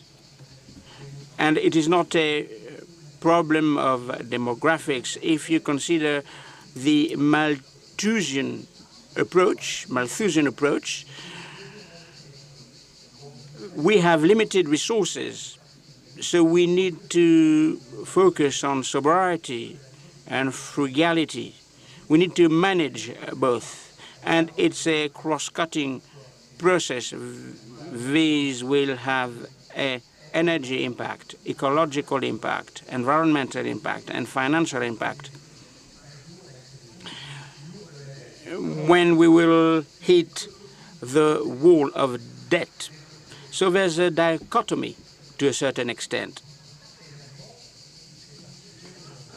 a kind of emerging dichotomy. This is something that we need to consider. If you consider the emerging patterns in Asia, there's a high potential for investments. Why? Because demographic growth and the demographic variable is interesting. Intra-regional cooperation, inter-regional trade are buoyant, boosted by China, which is on a growth trajectory. And of course, there are some technological gaps to be filled for Asia and for the Asian zone. The potential for investment is quite interesting. For Africa, it's a different kettle of fish. You have an heterogeneous situation. So there are different countries in Africa with different situations. There's some resentment in Africa against the Western world. So what will be the position of Africa? Because Africa will have to take a stance, to take its position. how Africa will be dealt with. You have a combination of economics and politics, much more than Asia. Will Africa be a player or a place where you can get a good bargain, bountiful opportunities? You have to take into account climate transition. Will it succeed or not? But it's a global trend nonetheless. So green transition, climate transition in Europe should also be emulated by African countries. So you've taken part in many sessions. You've said that climate investments require huge amounts of money. But let us be iconoclasts. We said that we want to make any more petrol-driven cars. We've said that we need to renovate buildings. Investments, can they follow suit? Especially if you consider the pace of regulation of the economies. Do you think that investors will be able to take up the challenge? Do you think that it's a tough or an easy challenge? Of course,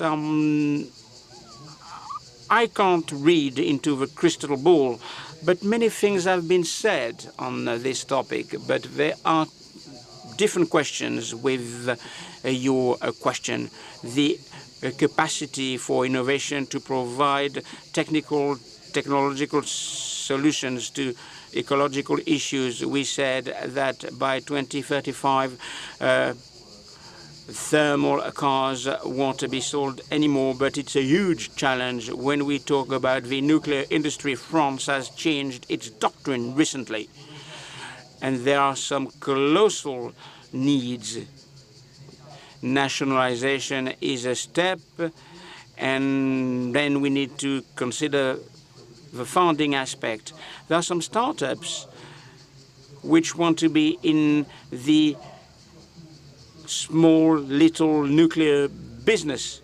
And then there's a second side to your question. Any available capital, we talked about reluctance at the start.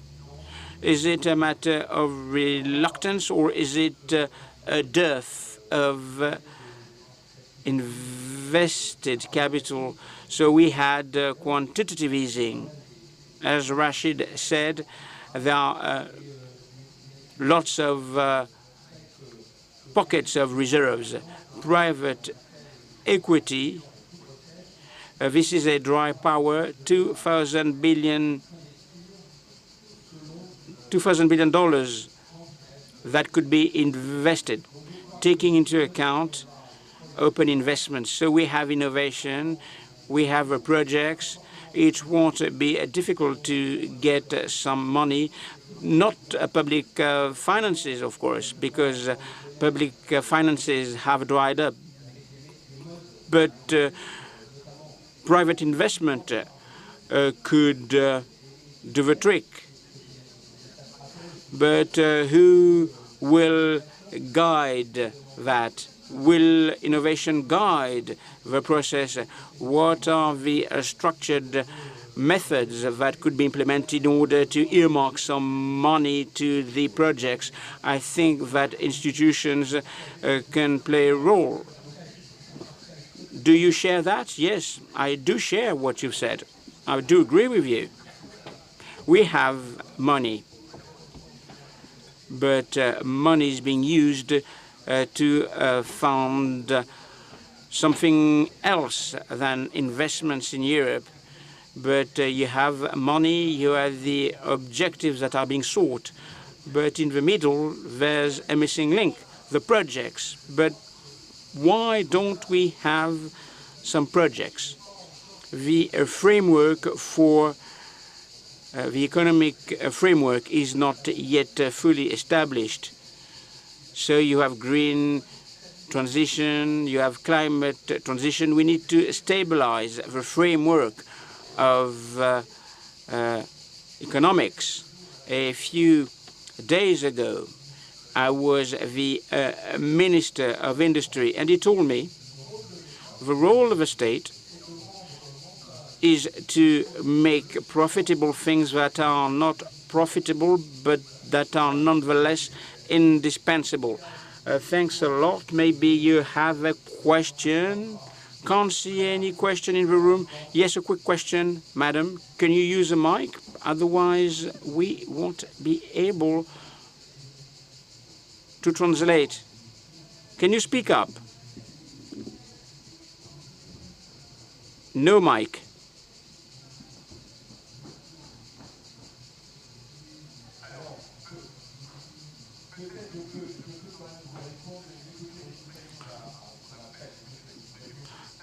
You ask a question about the equity risk premium. It has dropped statistically, but it is relatively high. So there are lots of statistics on Bloomberg or on Refinitiv. So this premium is quite high, and it has tended to grow, but over the past few months it has receded. So there's an equity risk premium that is being paid, but is it enough? Is it adequate to motivate investors? I think that we need to adjourn this debate. I'd like to thank Rachid and Olivier for their contributions. A big round of applause to them, and thanks a lot for your kind attention.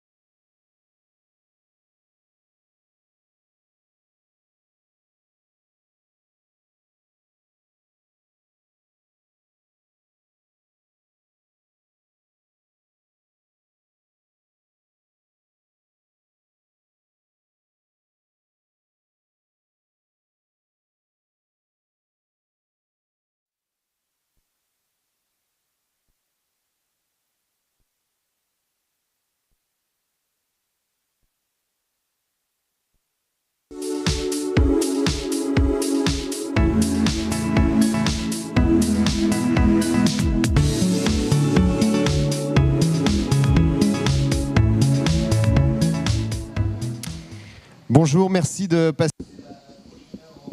Thank you for accepting to spend the next hour with us on this topic of algorithm or free choice, what future for our freedom. Cécile Godet will coordinate this session and we'll conclude it. Cécile, the floor is yours before introducing our guests. So thank you, Martial. Good afternoon, I'm Cécile Godet. I'm a professor at the Faculty of Aix-Marseille University of Management, and I'm very honored to coordinate this 29th session called Algorithm or Free Choice, What Future for Our Freedom. You understood, Martial will animate the roundtable, but before all, would like to thank you all, panel members, for accepting to talk about this topic. Fascinating, very interesting, scientific, but also very up-to-date topic. So the question of the growing role played by algorithms, but particularly the IA algorithms. They're really at the front of the scene since the launching at the end of November 2022 of the generative chat GPT. So globally speaking, we can define an algorithm as a finite suite of instructions aimed at solving a problem. So algorithms are everywhere in our everyday life, whether in the professional, domestic sphere. So, for example, you have the recipe, the cooking recipe, which is on my multifunction robot. We'll have a trajectory proposed in my car, or I can place my market orders. The algorithm with IA go much further. As indicated, they will enable machines to accomplish tasks and solve problems normally carried out by humans. In this case, the IA algorithms develop learning capacities that will enable them to automatize a certain number of processes we think of after sales services in companies or driving a car. Learning capacities that can be pushed much further to carry out complex tasks which were reserved for experts. We can think of IAs that make medical recommendations, predict crimes, or work in justice. While the executing efficiency is no longer needs to be demonstrated, but they give rise to some worries linked to the bias on the recommendations, a risk of dependencies, and a lack of respect of our private life. Other questions are on the governance framework to implement to manage the threats or the democratic societies to develop and promote using IA algorithms. So it's the general question of the exercise of our freedom of choice that we will talk about today. So, and the floor is to Martial now. So thank you, Cécile, and please take into account that at the end of our discussion with the different guests of this roundtable, you have the possibility to ask questions. So we'll try to keep as much time as possible so to make sure that we have this interaction with our experts. So you probably already understood that IA, ChatGPT algorithms are really stepping into our lives strongly. And when I started preparing this session, I looked at the home pages of the main sites and economic papers. So you had in the Wall Street Journal a question: why is artificial intelligence the next big challenge? Echo, ChatGPT, and IA, the end of developers. That was the title. And Carrefour works with the ChatGPT to propose their products. As ChatGPT created a stock exchange bubble. So every time you read a newspaper today, you read about ChatGPT and questions on artificial intelligence. This afternoon, we'll talk about what's left of our freedom when confronted to algorithms that know us so well. We talked about algocracy. So does it question the notion of democracy and freedom of choice? But we'll talk with Ismaël Famille, who's the founder of Drone Imprint and Media Kernels Indonesia. We'll have the president, Kefers Betterfield, the CEO of the Two-Worthy Technology for the Davos Forum, and Enrique, president of the Human Technology Foundation. First question is Ismaël Famille. Thank you for being with us. So today, the real influence of algorithms on our lives. What is the real influence? It's difficult to measure all the ramifications and impacts. Actually, we already learned a lot from Cecile and you that the impacts quite a lot of positive things. And one thing that I would like to share a bit, when I remember last time when I was a student, I go traveling. Now I have traveling. This last day of my traveling, 18 days. I always buy books, Lonely Planet or something, to learn something about new place. And after that, because I have to bring a lot of books and heavy, and then I can use Google search on something. But no, not anymore. Well, during traveling, I try actually not to depend on AI. I know about artificial intelligence. I know that I will talk in this place. I know that, okay, I want to have traveling, but I will not be dependent on AI. But I can't. When in some place, have a very short time, and then I just ask ChatGPT, explain about Pompeii, explain about something. I can make a prompt engineering during my traveling. It's quite a lot of easy. So the impact is real. And I remember when I did my PhD in Amsterdam before, that I did on AI as well. Not many people understand about that, but since ChatGPT, the end of last year, I know when it's come to real users, the real user, true user, a lot of users, they can exactly access the AI. They can ask things, they can do a lot of things, this changed a lot. So ChatGPT, as we call it, artificial intelligence behind it, usually only tech people, they understand, make a lot of change. This is very positive, and I think it is very positive as well about in the future.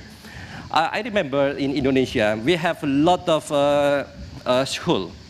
We are not, our student there are not used to learn about digital citizenship. We need to teach them, okay? But then when I present a curriculum, there was a curriculum from Common Sense Organization about the digital citizenship curriculum. And I asked them, can you teach this to students? And they say, no, it needs 80 years for us to prepare for the teachers. 80 years. Because, the need is now. We need to teach teachers, but we don't have resources. So in this case, I learned some cases from Han Academy, for example. They make AI as a tutor. So they prepare for each student, they have one tutor for it. So this will bring a good impacts, a lot of impacts. So actually, I try to give explanation what are the impact of AI in this very simple story. And this really will give a good impact on humanity if we can use it. But I also want to warn something. My company, actually, we are working on big data. I did crawling the data before Elon Musk at this moment stopped everything, right? I was angry to Elon Musk. Before that, we use API. We can crawl the data, and then we can see what happened in the social media. And especially in Indonesia, since 2016, we start to provide analytics on how a lot of people, a group of people, try to manipulate public opinion by using the AI or algorithm behind the social media. They use like the benefit of the crowd. The truth is not the real truth in social media. But if so many people talk about that, people will think about it is the truth. So this kind of truth is being manipulated by people, and this kind of truth is inside the algorithm. So I think it's very important for us to see this both benefit, both sides of the benefit and the danger of the social algorithm in artificial intelligence. Gianmarco Monserrato, je rebondis sur ce que disait à l'instant aussi Ismaël Famille. Est-ce qu'il y a un risque? React to what Ismaël was saying. Is there a risk of influence because we see a growing importance of algorithms, AI in our lives. We're at a very particular moment of history in the relationship between man and machine, humans and machines. It's a very special moment. It's an old question, the free choice and algorithms.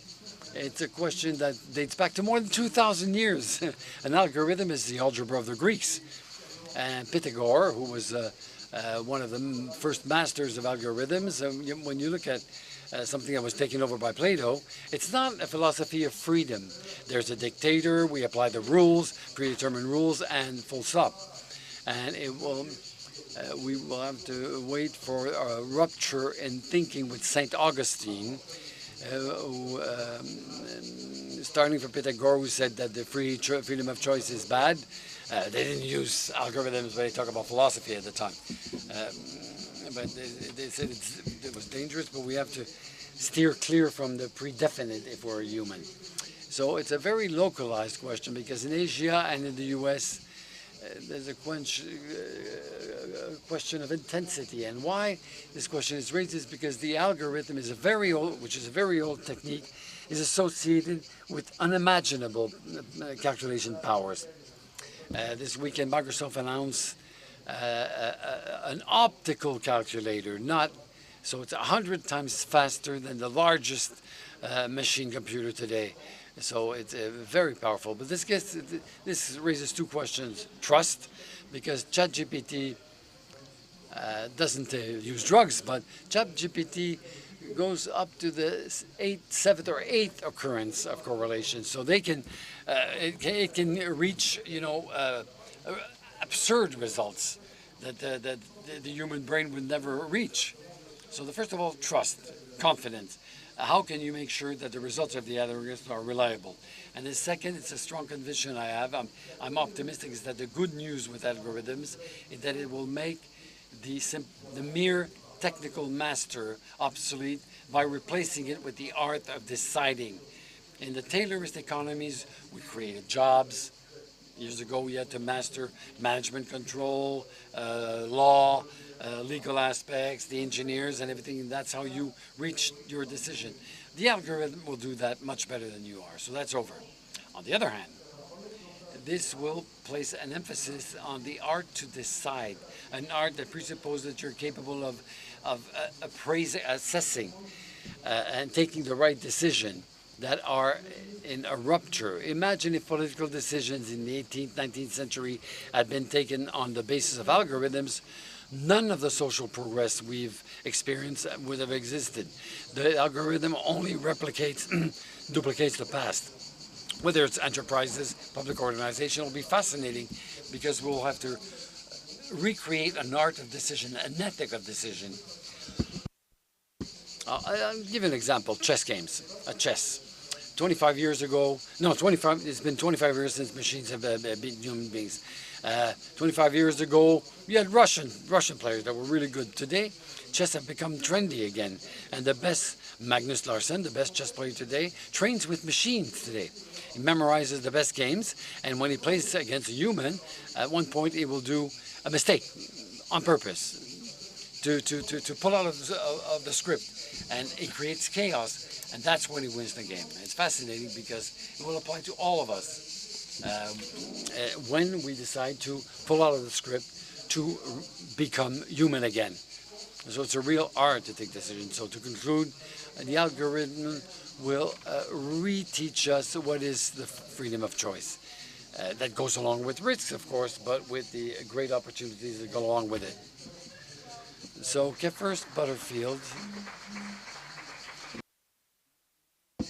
The economic model until today of algorithms, AI, mastering data, has been to use this data to generate either profits or trigger purchases or adverts. Today there's an attempt by Elon Musk to make Twitter a pay service. So what is, in your opinion, the economic importance, geopolitical importance of data at a time where the artificial intelligence is being developed at such a pace? very much for that question. Data is the thing that underlies algorithms. There's no point in us having algorithms without having data. And as we all know, or many people will know, what the secret source of the large language models, the generative AI that ChatGPT and GPT-4 and things are based upon, is the fact that they have been able to scrape a lot of data from the internet. So they are able, as just described, to use all the data on the internet. And so that, you would think, is marvelous, because it means that we can do things that we wouldn't otherwise be able to do. We can make medical discoveries that we wouldn't otherwise be able to do because people can't read as fast as the algorithm can. But of course, at the moment, as we also know from the court case in New York, where the lawyer filed a brief with 7 incorrect cases that have been given to him by ChatGPT, it also gets things spectacularly wrong. And so at the moment, it's really important that we keep an eye on the information and check the information that we're getting. But back to the data question. I think there are a number of data questions. First of all, does each country need its own large language model, sovereign large language models? Are we all prepared? For example, my colleague spoke about justice. Are we all prepared, if we give over justice to algorithms, for that justice actually to generate from a company in Silicon Valley, for example? Or would we like French values to be imposed into those algorithms? So we have to watch very carefully the way that we use the data and what data is being used.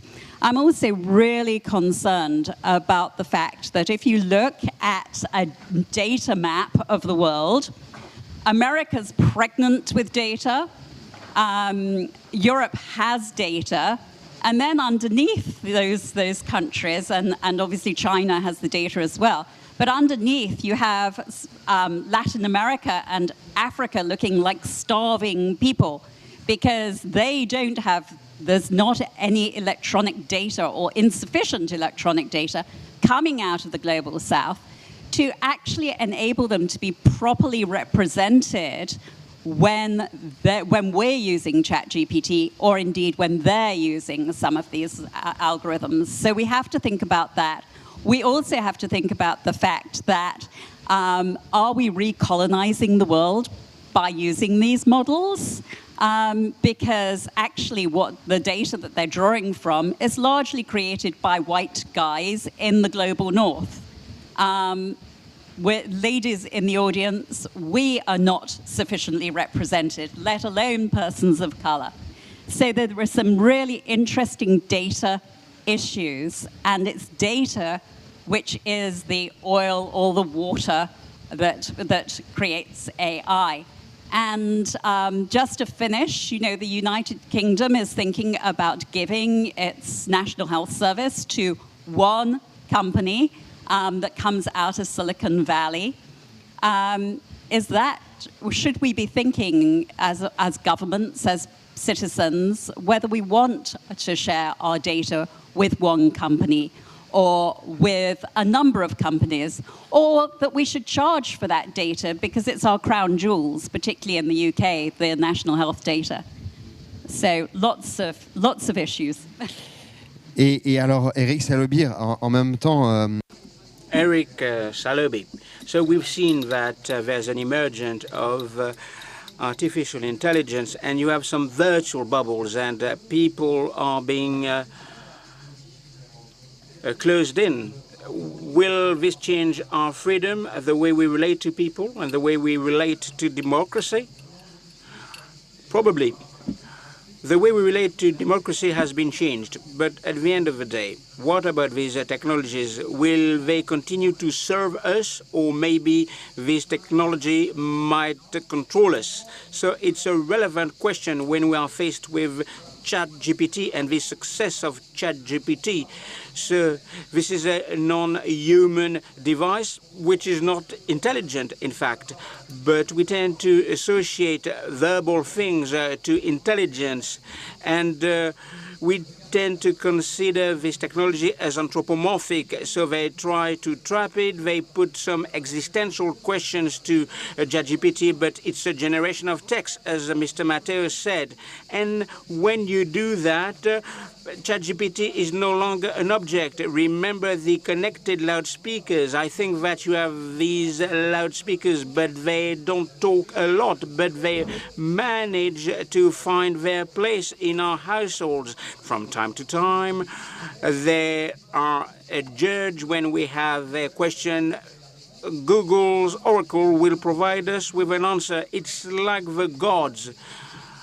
Or remember these smaller statues in the Roman villas, and they were supposed to represent the minds and souls protecting the households. There were some holes in the wall, and gods could verify what was happening. Of course, you have to believe in that. It was the forerunner of a CCTV camera, and people didn't believe in that. And in the Jewish tradition, people laugh at the fake gods. They have a mouth, but they don't speak. They have some ears, but they don't hear. But if you order a pizza without pepperoni, you will get a pizza without pepperoni. So gradually, we've seen that these technology are gaining in importance. We are dependent on this technology, not on a matrix basis, but they do not dominate us. In Matrix, the film, Neo is in the basement of Sion, the free city of the human beings, and somebody showed him all of the machines in the city. We control these machines, and if these machines stop, we will die. And I think that we depend on all these technologies that we created. If these technologies stop, we are in a mess. In addition to that, regarding anthropomorphy, you have to consider the magic thought. It is quite rational, it is technological, it hasn't disappeared. So it's like totems, fetishes.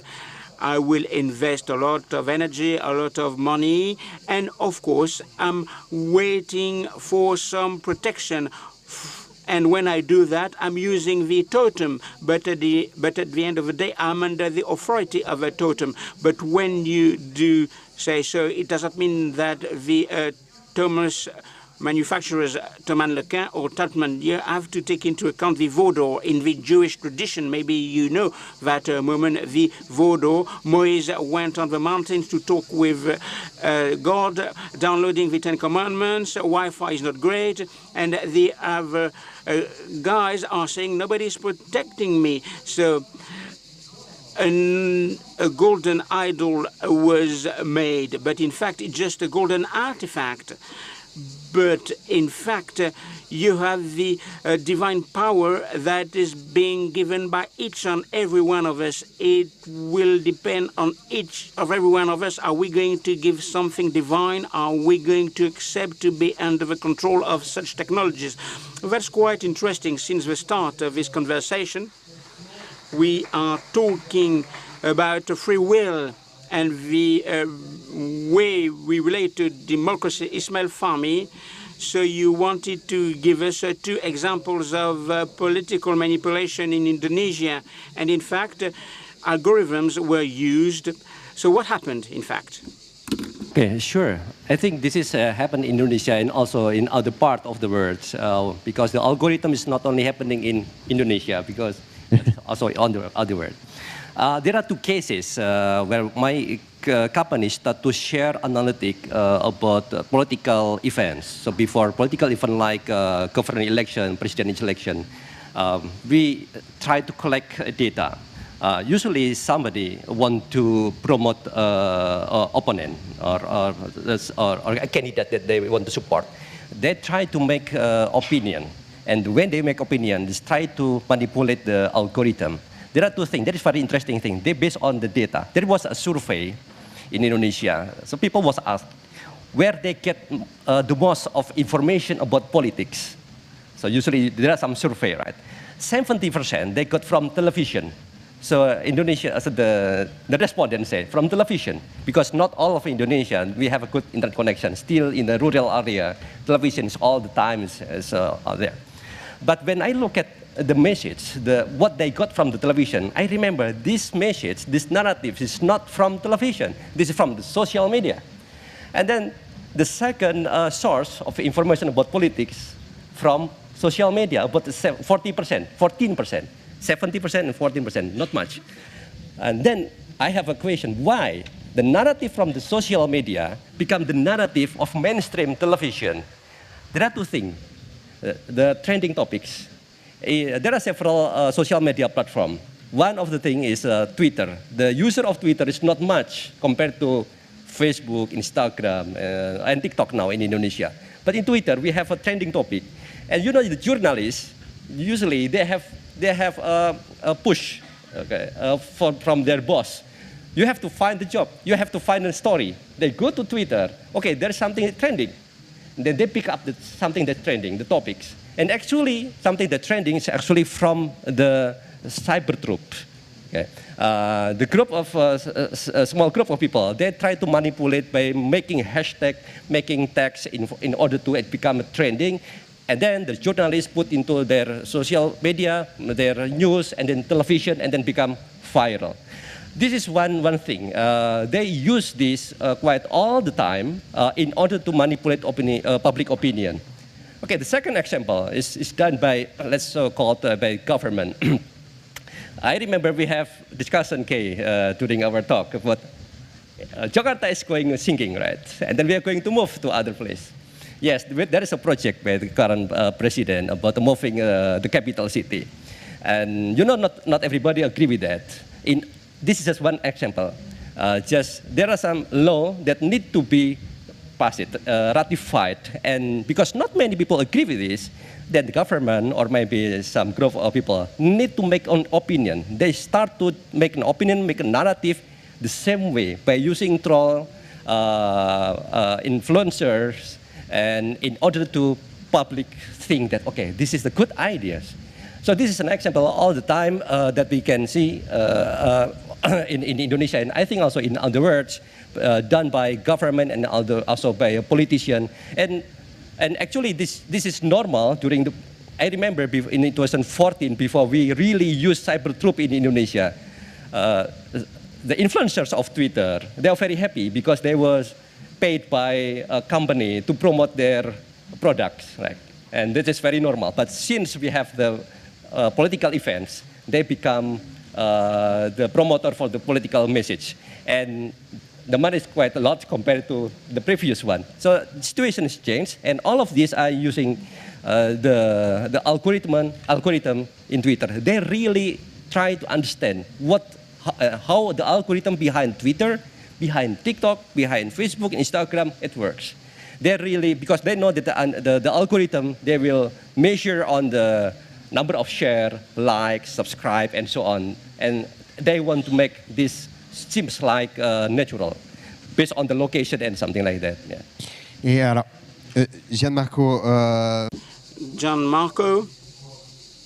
Gianmarco, we have been talking about that, but is there a threat to democracy, threat of manipulation? Do we need to reinvent the way we work together, the way that we relate together with algorithms? Democracy has always been under threat. I mean, democracy is vulnerable. It's a specific threat, of course. I told you that with algorithms, you have an ethics of decision, an art of decisions, and the same goes for politics. And I think that three main changes to embark upon if we want to continue to live in a peaceful way in a democracy. Those who created algorithms were not democrats in the ancient times. First of all, education. Education is pivotal. Facebook, Twitter have reminded us how education is important for young people and adults. I mean, I fought hard because I didn't want my children to get a mobile phone before they turned 13 or 14. So, of course, what is important is education. But in fact, you can't believe what you see today. You cannot believe what you see. So education to a critical mind, it takes time. Copernican revolution for that state in Europe and in the United States, they develop some models based on degrees. National education is used to hand out degrees, but this is not what is at stake. What is important is to educate citizens. We need to revisit the education software of the Western societies. Of course, it's not easy, but at the same time, for the public decision makers, there's an ethics of decision based on the foundations of democracy. We had political manipulation in ancient Greece with the agora, but the system was similar, in fact. But faced with digital technologies, you can scale up political manipulation. There's a strong challenge. So back to the basic of democracy, Tocqueville said that democracy should be indirect democracy. Direct democracy will end up in dictatorship. This is what is at stake today. There's a cult whereby there's a permanent referendum, permanent opinion polls. In fact, you have some political decisions and acts that are based on dangerous manipulations. You will avoid manipulations if you are back to the foundations of democracy. People will elect representatives, MPs, who are more qualified, and these representatives will have to take an informed decision. You can control 60 people, but not 60 million people. But if you consider representation in Europe and in the United States, you have lots of opinion polls, lots of referendum. So have a look at the history of Italy in the 1920s. And it's exactly what happened with algorithms. Direct democracy will end up in a dictatorship. So there's an ethics of public responsibility. When you are a political leader, you want to be popular. And the same goes with the corporate world. And according to this adage, democracy will be in jeopardy. I will end on an optimistic note. And we created the teams of Trump and Brexiteers. They used, in a non-virtuous way, algorithms in order to influence people. But people did that before. Barack Obama did that. I mean, he was instrumental in that.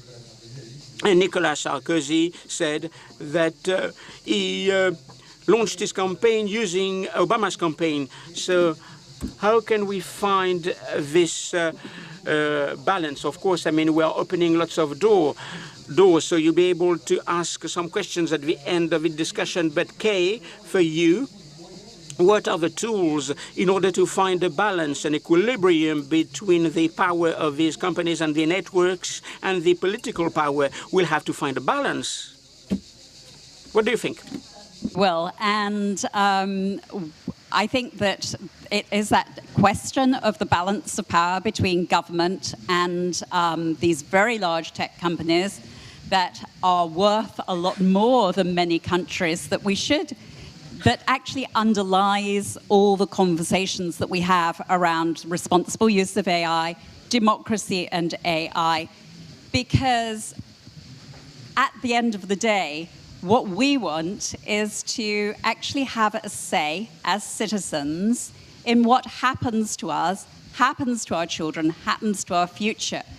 But unless our governments are strong and unless our governments are actually pushing those companies to do something about deep fakes, for example, or the social media, the spread of social media in the way that we've been talking about, then we're actually going to find that what we get is the society that we deserve. We deserve, if we don't put our hands up and say we want something different, we actually deserve to end up with deep fakes used by our politicians. And you may or may not know that in answer to Biden's campaign, Biden announcing that he would stand for president again, the Republican National Party actually put out a deep fake advert.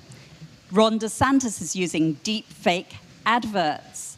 And so once we have our politicians vying with one another as well to use this technology, in ways that may be harmful to our democracy, we really have to begin to think, what is our role as citizens? And so I want to just remind everybody that in 2024, 75% of population by GDP will be voting next year. So this isn't a problem that we need to solve in 2026. This is a problem we need to solve now.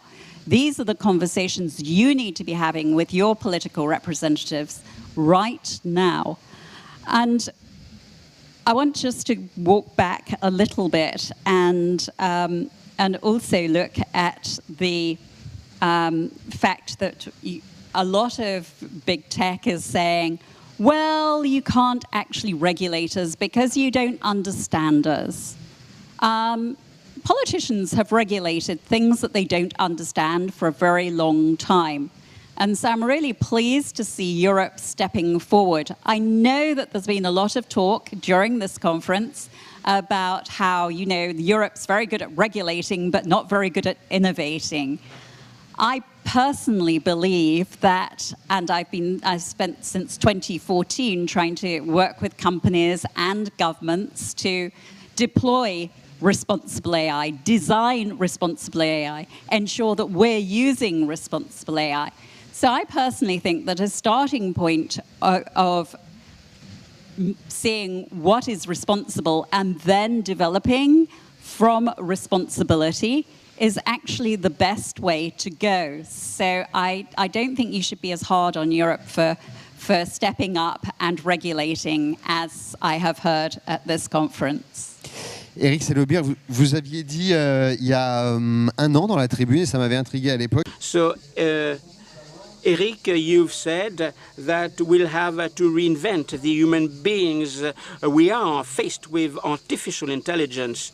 So you have this notion. It is of interest, but is it valid for the citizens?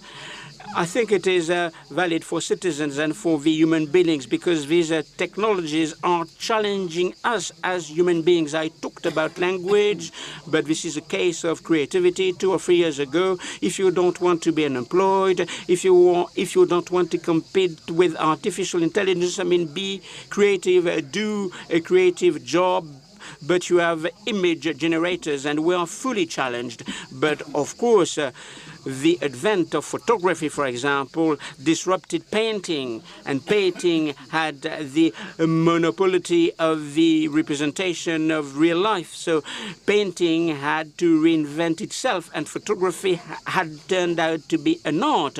So I think that we can move away from this epistemologic shocks, but for citizens, there's still a long way to go. Allow me to capitalize on what John Matteo said. Participative democracy has shown its limits. It is not representative.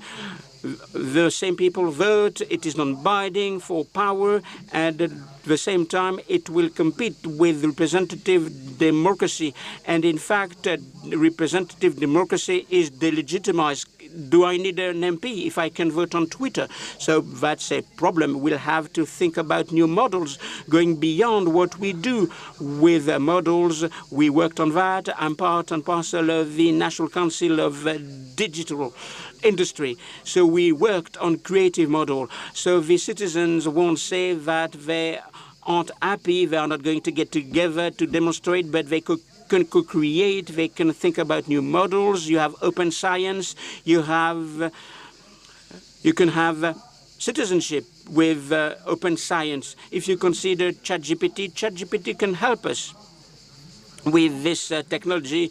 Of course, there's something new with ChatGPT, but of course, those models have been in existence. But what impresses me is democratization. 200 million people are using artificial intelligence. Artificial intelligence was used in laboratories, but that's not the case now. But you have democratization of ChatGPT, so everybody can use it with social networks. People can express themselves, but from time to time we are sad about what is being written by some people with social networks. So artificial intelligence and these big models will have to be put under control. There were some equivalents of ChatGPTs in the past. How can you make disappear a cadaver, for example? And this machine could give you a cold answer, and I can tell you that Alfred Hitchcock was bitten. It was cold and surgical. And at the end of the day, we'll have to regulate the whole process. But OpenAI, these companies, they don't want to tell what is the secret source. They don't tell us about their training model. Why? Because if they unveil their secret, everybody will criticize them. Does ChatGPT protect enough LGBT communities, or is ChatGPT too woke-oriented? But anyway, both will lose out because they will be criticized. Maybe we might not agree on the values, on the rules that should preside over the right and good use of these artificial models, and maybe the first conquest of democracy in terms of large models means that we will have to get a collective debate. Which principles, which values do we want to use for these technologies? How can we legiferate? How can we control these algorithms? Do we need to create new laws faced with these technologies? Actually, AI algorithm is just a tool. Yeah. We use it, and it's supposed to be not our master. It should be our servant, something like that. It is like a tool, like knife or something. It can have two benefits. It can be for positive thing or for negative things. And if we talk about algorithm or artificial intelligence, it's really depend on the data that they learn. So quite often, if we ask something to ChatGPT, for example, we didn't know where the answer comes from. So it's mean that we need to regulate this. Of course, there's some challenge. The big company, they will say, you don't understand. The government, you don't understand. The lawmaker, you don't understand about this. But we understand how it works, at least. We understand that there is some source, there is some data, that there's really influence and make a bias of the output. And I think regulation is mandatory here. It is very necessary to be created. And I remember when I came here, there was a discussion as well in Indonesia whether the government and how they make a regulation about an AI. And I know that the knowledge of our lawmakers also maybe not that advanced. And because AI here is not only in Indonesia, but once we have the AI, it will be all over the world. So we can have like a standard. We can have the standard, we make a regulation based on something that all of us know, and then the other country can follow it or learn from it. And this is very important. And we have like a GDPR. I remember that before GDPR in Europe, because I also work in one of a company in France, in Paris before, that we have benefit of using cookies, you know. While you browse, you buy something, because of the cookies, you say, okay. Before that, you don't have to say, okay, I accept all cookies, but by default, we receive cookies. But at that moment, it's very easy for us to collect information. So once we have GDPR, that's not easy. You know, at that moment, before GDPR, it's very easy. My company just used one cookies ID to detect every person. But now, after that, we need to collect, let's say, more than 80 parameters. Your browsing type, your mobile phone, your IP, and so on, to detect who you are. There's something like that. So it's become more difficult. But then, we have the law. We have GDPR. And it will be very, very fair and transparent. For example, if we browse a website, we need to be asked, okay, this website will use cookies. The same thing with AI, in my opinion. We need to make a regulation, and the regulation focus on not a very technical thing, but something that's very, very basic, like fairness, transparency. Where's data source from? For example, I'm from Indonesia. I asked ChatGPT because my weight is so big. Give me meal plan. they have to say, okay, I don't have data for Indonesian, but I use from Parisian or Italian, something like that. So I understand when they make this suggestion, it's not really from the source that I understand, that I need. Okay, something like this, I think we can make it. Alors, Gianmarco, quelle question? Gianmarco, what question, you know, when you come to enterprises and companies, so we're at the verge of a second computer revolution, second digital. So with the IA and algorithms, it's a new wave that will deeply change economic models. I talked about the end of a specialist replaced by decision makers at all levels. What does that mean for enterprise? It creates a lot of opportunity, but also constraints. The first opportunity is that each leader today wonders how to give more meaning for its teams in terms of work. Good news, well, IA will enable to automatize a lot of the tasks, repetitive tasks. So we do that for part of the processes that were without added value for collaborators. Now they have more time to think, to imagine, to be creative.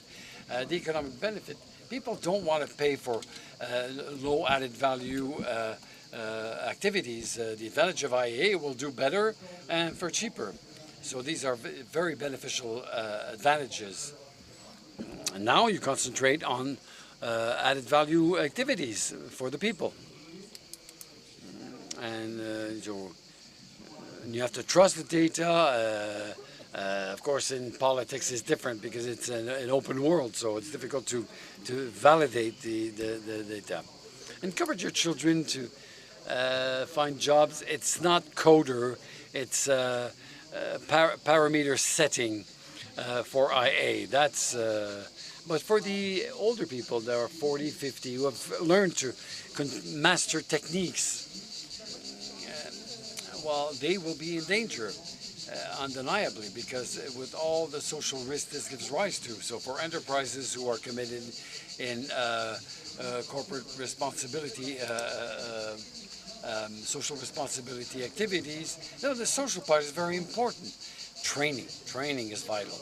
We need to train our teams, our collaborators, to enable them to be relevant, to identify new talents. The younger people will learn how to code IA, and the older generations will learn how to use IA. So we're working with our customers on that, and it will be a difficult path, and the politics will be a little lost. They will be very weary about unemployment and all that, so they will be scared of. And the other question is in the countries of the South, with work is in the capital. So the first to suffer will be India or the countries of the South, who all have business cases, which is to produce intellectual property products. So there's a new geopolitical context. The enterprises are responsible, especially larger corporations, to engage in training, to give a new meaning to their activities in an inclusive fashion. We had a discussion at the round table together. I just read the Odyssey, but in the light of IA, it's fascinating. The Odyssey is the story of someone who for 10 years will systematically step out of the framework. The gods have set a certain determinism. Ulysses must be punished. And each time he steps out of the framework, at the end he finds its humanity. It took him 10 years to solve his problem. It was a bit complicated, but the definition is to step out of the framework, is step out of the determinism. It's fascinating. It's a new renaissance, in fact. And like all new renaissances, it'll be difficult, but it's worth it. It's worth it. It's worth our while. It's a new world we can create, so let's go ahead. So as a conclusion, very quickly, do you think it's the time we've mentioned this before, but do you think it's the right time to set new rules for a better collaboration between humans and machines? In four words. Yes, I do. Why do I think it is? Because we're already seeing jobs being lost. I was in Singapore speaking at the beginning of last month, and there was a bank there who said that they had already retrained 5,000 people who they were going to make unemployed because of ChatGPT and moved them to other places in the company. But they had 8,000 people that they couldn't retrain. So that's 8,000 people who are not going to be working at that bank anymore. So we're already beginning to see it. I would like you to think about, are you letting your children use AI-enabled toys? What data is being collected from them? Do these toys use facial recognition? How are they being educated by these toys? They're sold to you as educational toys. Do you know what education your children are receiving? What we need to do right now is to plan for the future. We all know what the dystopian outcomes look like, Black Mirror and things like that. What we would need to do is to plan and have good policies that lead us to a positive outcome with AI, which I'm sure we can find, but we actually need to start working on it now. Merci beaucoup. Eric Salobi, en guise de conclusion, avant de repasser la parole à Cécile. Eric Salobi, before handing the floor to Cécile, as a conclusion for you, man of faith, roughly speaking, are we heading towards technologies that will enable having augmented humans, or in a certain way replace the human? Is there still room for spirituality in there? It's a good question. I would say that when we say that ChatGPT is the democratization of artificial intelligence, insofar as it can be accessed by everybody, and so we're not used only by algorithms, we're using algorithms. So there's a Promethean, the gift of fire, was stolen from the gods of large corporations to be shared with everybody. So I think that is extremely interesting. But the question is to know what we're going to do with all that, now that we can use the algorithms. Okay. All these debates we're having around AGIs, general artificial intelligence that could take power, for example. But what it means is that if we can create this creature, we are the creators. And so we feel like gods, we're a little bit in the position of gods. And I think that all religious traditions in the world say that if you replace God, that sets you off track. But in the position of the human, that takes us much further. So humans who are in the image of a creating God, very inventive, very gifted to pursue this creative work, and we can do a lot. But I think we shouldn't try to push aside this spirituality. It's there. If you try to get rid of it, it comes back, and sometimes in a bad way. But if we accept it, well, I think it's good for humanity. Thank you very much, Cécile Godet. I'm sorry, we're running out of time. I promised that we would have a question session, but no, unfortunately we can't. So thank you, Marshall. Thank you all for this very interesting discussion. So we're faced with 4 major challenges to take up in the coming months. It's urgent. We're in an emergency. The first challenge to take up is that the acquisition, evaluation of our competency. It's true that I see that today in our universities we tend to concentrate our efforts on technical competencies. We know that the competency that we need to develop is the decision-making capacity, know how to get out of the script or step out of the script, with a view to the recommendation of artificial intelligence that will take much more room in our lives. How will we manage to train our youth to develop these new skills? The second challenge to take up is that of, I wrote the challenge of data. So where does this data come from? How is it processed? How is it used? So here, clearly, the pivotal role the state needs to play, or the governments need to play, is not put in question, to try to strike the right balance between the opportunities of IA and the risks. The third challenge would be that of risks related to dependency, to authority. When you're placed under the authority of the IA totem, Here I'm under the impression that one of the pivotal competency we'll need to develop is that of the critical mindset. Manage to develop this critical mindset to be able to encompass this problem and to overcome and see what the IA proposes. Make sure that we know when IA is trying to manipulate us, leading to very dramatic situations. And lastly, the last challenge is that of the renewing our democratic models, starting from the co-design, co-creation systems, finding new governance models that will grab this opportunity of democratic access to IA, and always be sure that we identify the dangers, the risks, and the bad influences. As a teacher, I see what challenge we're faced with educating our youth. We have to adapt quickly, not in the 2 years to come, but in the coming months. Thank you very much. Thank you all, the 5 of you, for your brilliant intervention. Thank you.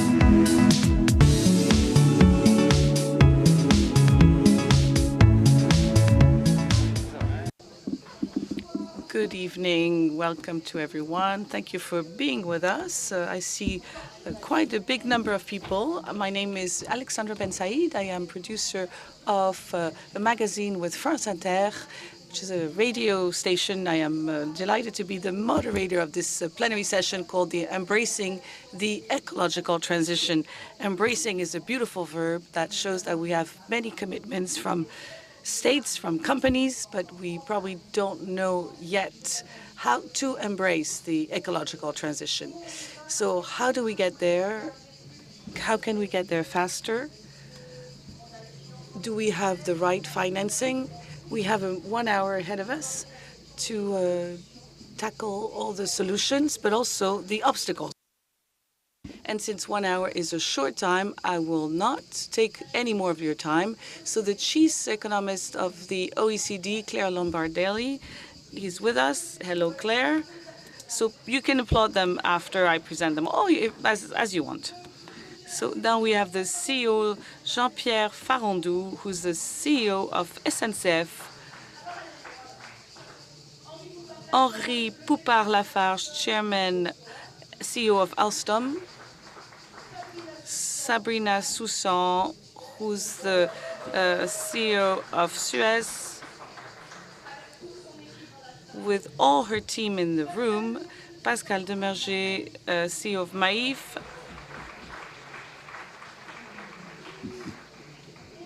And next to me, we have Sandra Detzer. She's a member of parliament and she's Bundestag, Germany. So she's the spokesperson for the Green Party. Jean Pisani-Ferry, who you know because he's the co-author of the report that made a lot of, was quite talked about, and who will be moderating as well. Thank you, Alexandra. So there are many of us, and we don't have a lot of time. So the originality of this roundtable is contained in the title, the ecological transition. Yet you don't have any representatives of the public sector of the state. You have the business leaders, you have observers, you have one politician from Germany. So I think that's quite, that reflects the question, which is,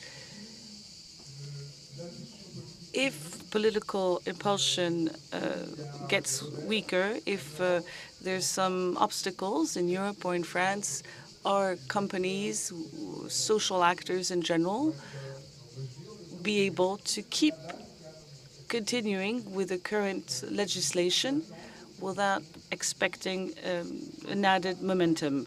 I think that's what it means to embrace the ecological transition. It means that we've reached a time where we can't go back. It's never complete, but it's important enough so we can resist a weakening of the political appetite for the question of climate change. That's my first question. The second expectation towards this panel is the question of tools. In Europe, you have a mixed strategy which combines subsidies, regulations, and tariffication for carbon. In the States, you have a strategy that is based mostly on subsidies. In China, you have a strategy that is based on a combination of tools, but for which the rates of carbon weighs much less than in Europe. To give you an idea, the price of carbon in Europe in 2021 was 30 euros or $30 per ton. In the UK, it was 20. In the US and China, it was around 2. So you realize the different scale of things in each places, in each geography. So we imagine that converging geographies would mean converging strategies. So how is the European strategy? Is it adequate? Does it need to be adjusted to address what the American legislation is doing with the subsidies and its investments in renewable energies and in green energy, production of green energy. Thank you for this setting the landscape.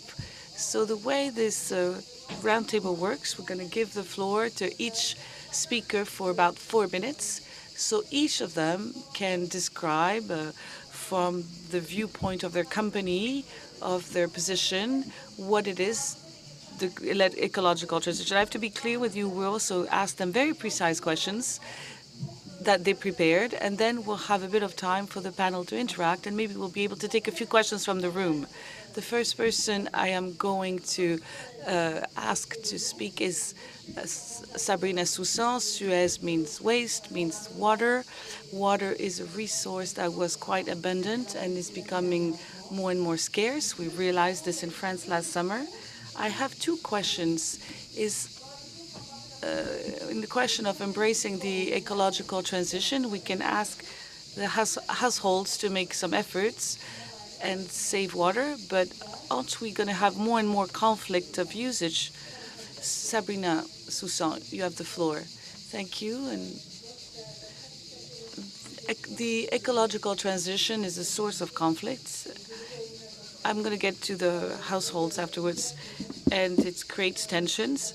The good news is that these conflicts are not a fatality. Why? Because there are some technologies today, or they are being developed, to improve and increase the quantity of resources that are available and to reduce the risk of scarcity, water scarcity.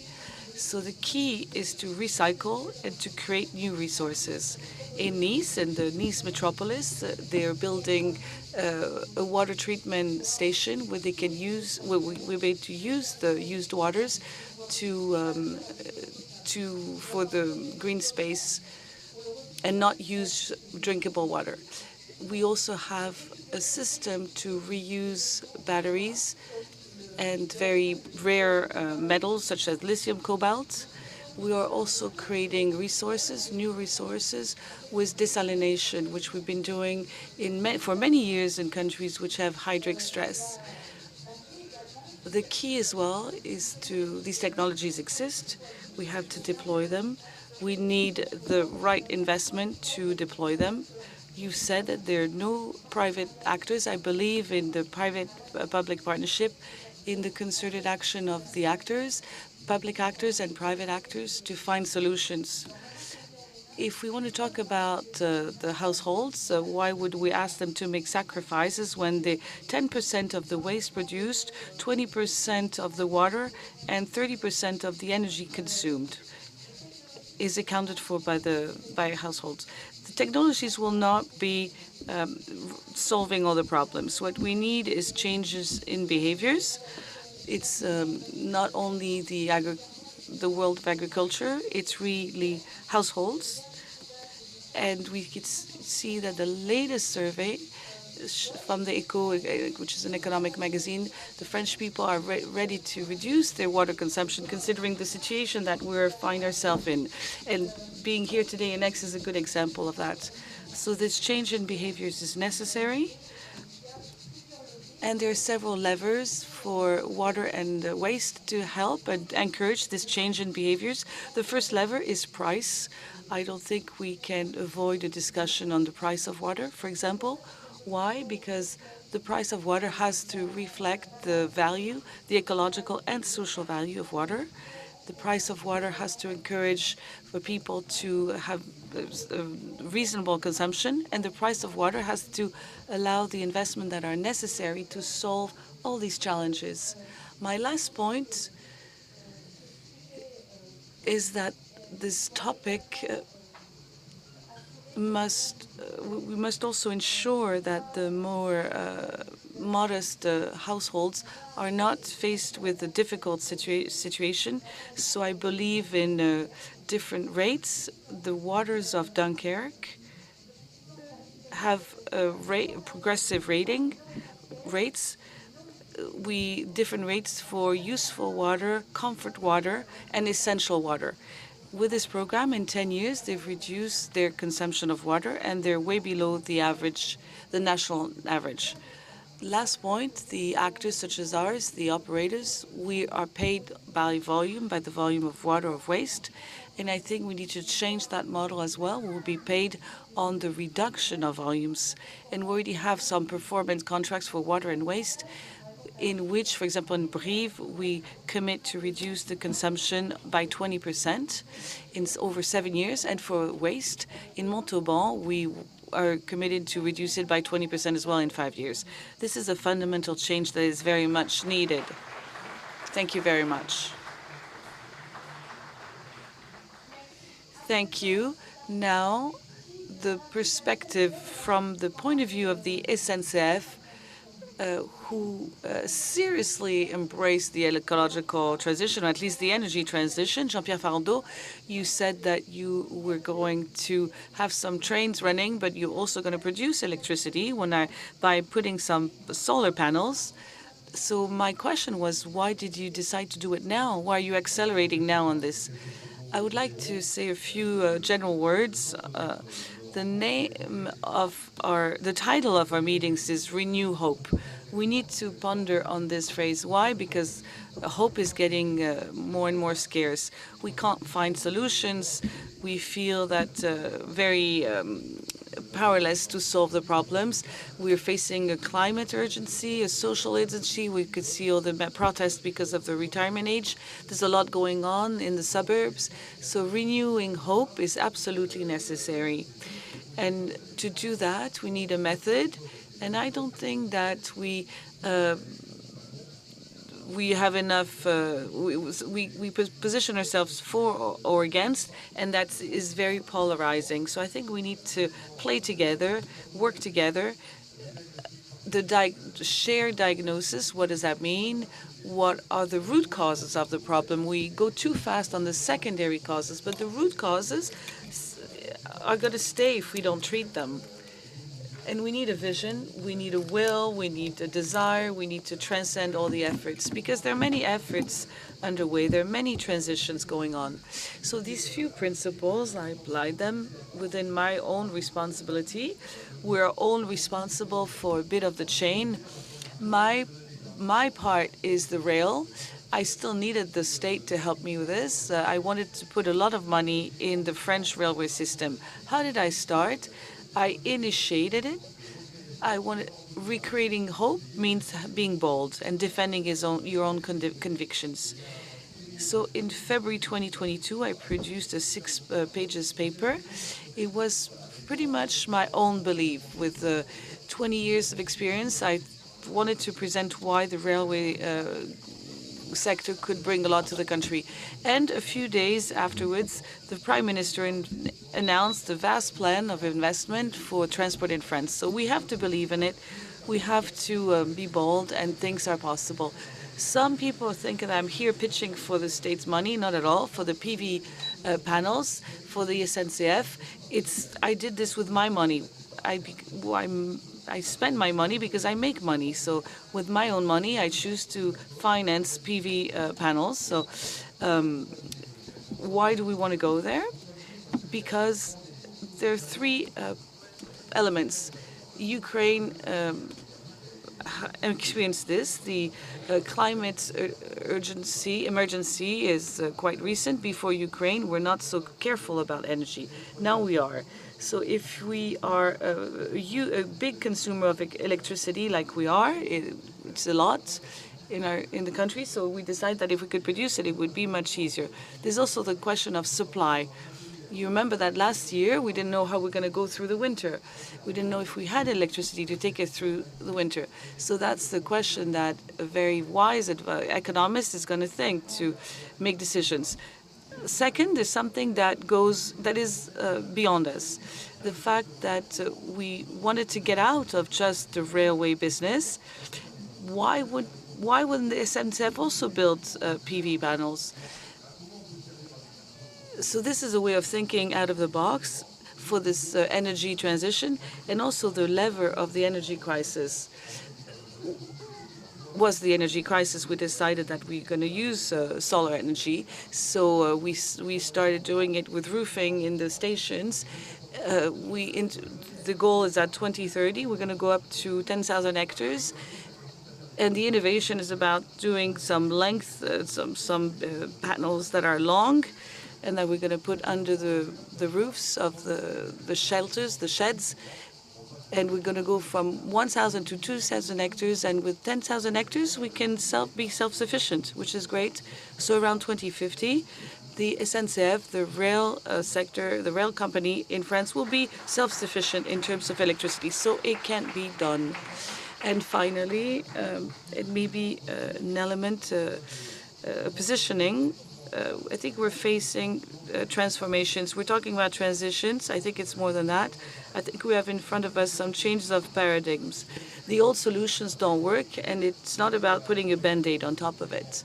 So if we need the disruption, and transformation are complicated, they are painful, they require to challenge oneself, they require a lot of money. And maybe business leaders are stronger at this than other people, because when you're facing the wall in a company and you realize that your model doesn't work anymore, you're jeopardizing the life itself of the company. So you have to reinvent yourself. So I think companies have the capacity to reinvent themselves that is probably bigger than in the public world. And that's why I want to go back to this is the desirable future. Transformations are complicated. You have to accept a change. You have to accept to challenge yourself. It's not easy, but I think it's absolutely necessary. And when you see all the challenges that we are facing, this is what it is about. And you can count on companies. Jean, you said that we have to be bold, that we have to be maybe bolder than the States. Even if they also need to be bold in terms of regulation and taxes, we need them to be there, because the movement that we're starting is here to stay. So I think requires the combination of the actors, the boldness of the companies on one side and the states on the other side, that will bring us solutions. Thank you. So we're going to stay with the rail. I want to get back to this idea where we need states. The SNCF has been kind of prodded by the energy crisis, and that prompted you to find some solutions. Henri Lafarge, you are the CEO of Alstom. If you're listening to what the public authorities give you, what do you think is right? A good rate for carbon, subsidies? What really works here? First of all, hello to everyone. I'm delighted to be with you today. Of course, I would like to add something to what Jean-Pierre said, to create mobility and renewing hope. If you see the latest reports that were published by the state, you can really doubt the mobility, because we haven't made much progress on that front. Mobility must be the only sector that emits more CO2 than 20 years ago or 30 years ago. But if you look at the ecological roadmap of the state, there's a lot of ambitions. Over the next 7 years, we need to reduce our emissions by 30%, while we've only increased them so far. So it is, it's a bit very sad if you look at the past, but promising if you look at the future. If you look at the instruments, the tools, Jean-Pierre is very modest, because he really contributed to this awareness of the necessity to invest in the rail system. But more generally speaking, we need to treat the global phenomenon of mobility, which is a very complex phenomenon that I imagine more complex than energy systems, because it is more, it interacts with our everyday life. It is more complex than a system such as a house, which is located only one place. Transport, by essence, is more complex. So the numbers that you've heard, and I speak under the control of the OECD, when you talk about a price for carbon of 2, 10, 20, or 30, it is nearly a joke, because this is not what's going to change the behaviors. We need to reach carbon prices that should not be a carbon price, but that should be the repair price. If you emit some carbon, you should be able to give it back, pay it back. It should be at 150 or 200 or 250. I know it's going to be difficult to accept for households, and it requires a time of adaptation, because mobility is not just about your own commute, but it's about all your everyday life. and it requires time. And in the meantime, regulations are necessary, and we see that it's being put in place in a number of countries.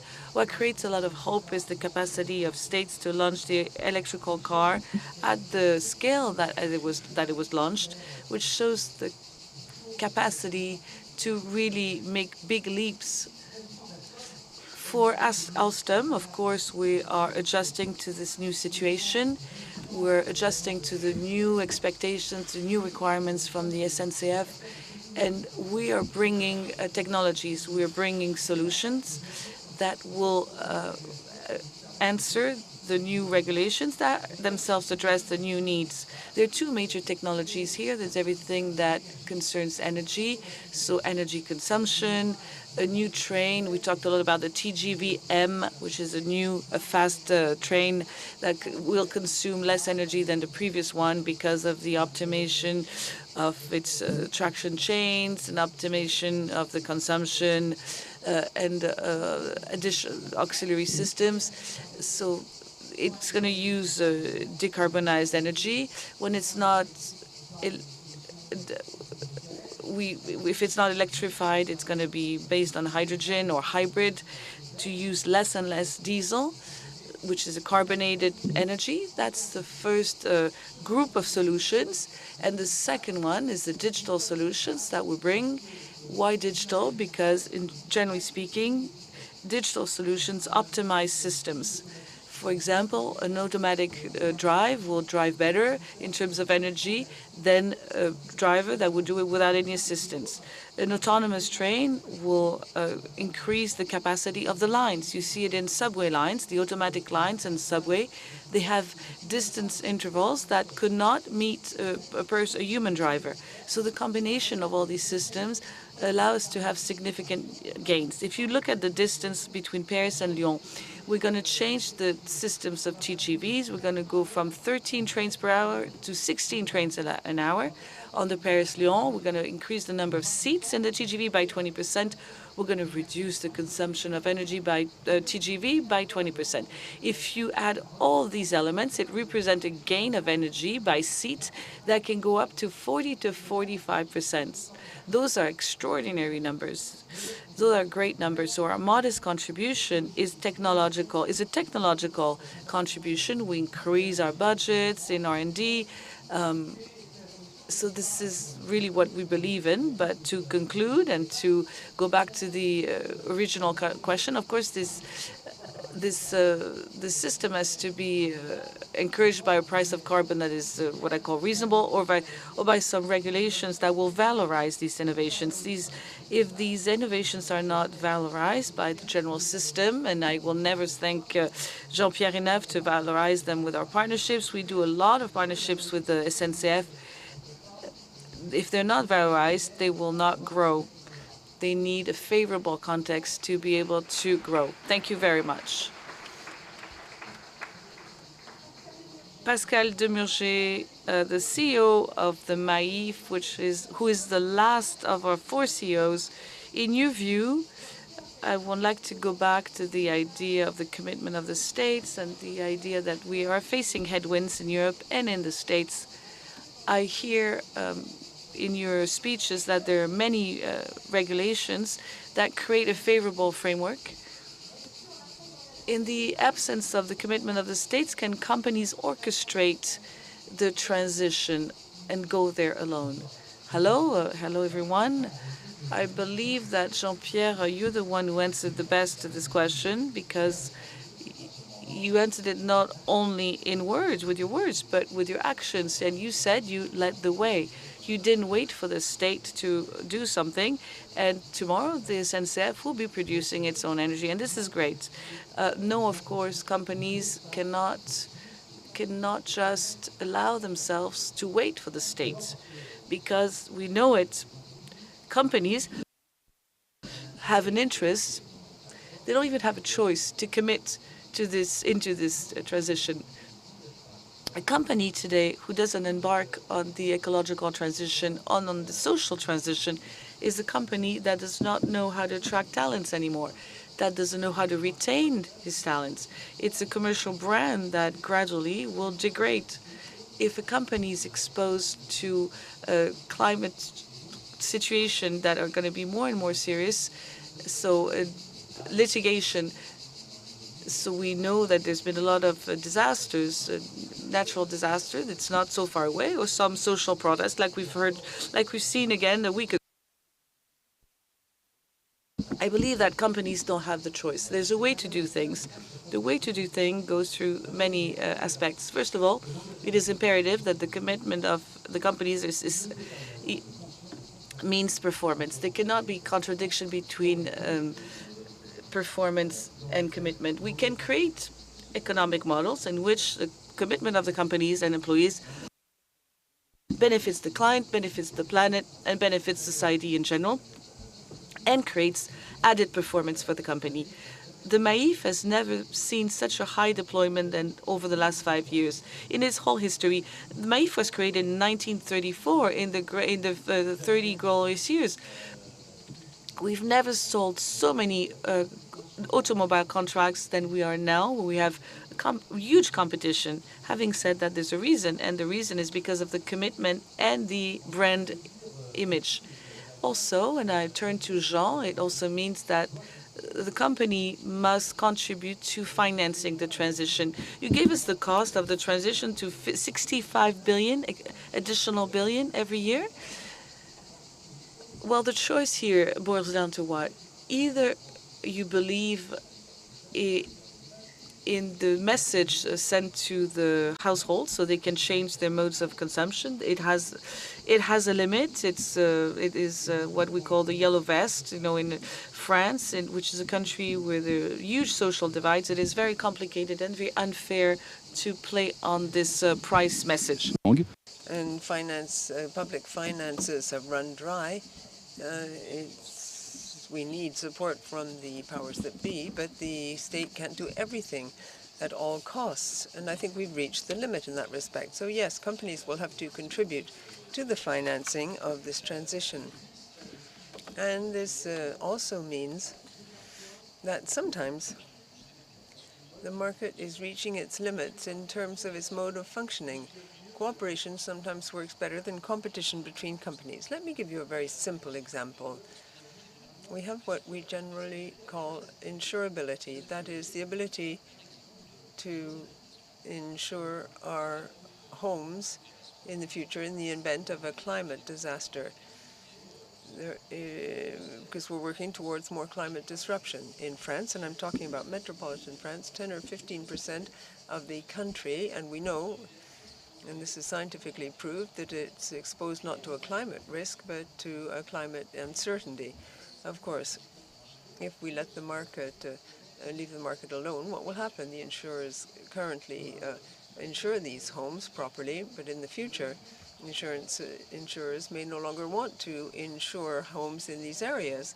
They'll gradually withdraw, and others will follow suit. That means that it's sometimes necessary to cooperate amongst players.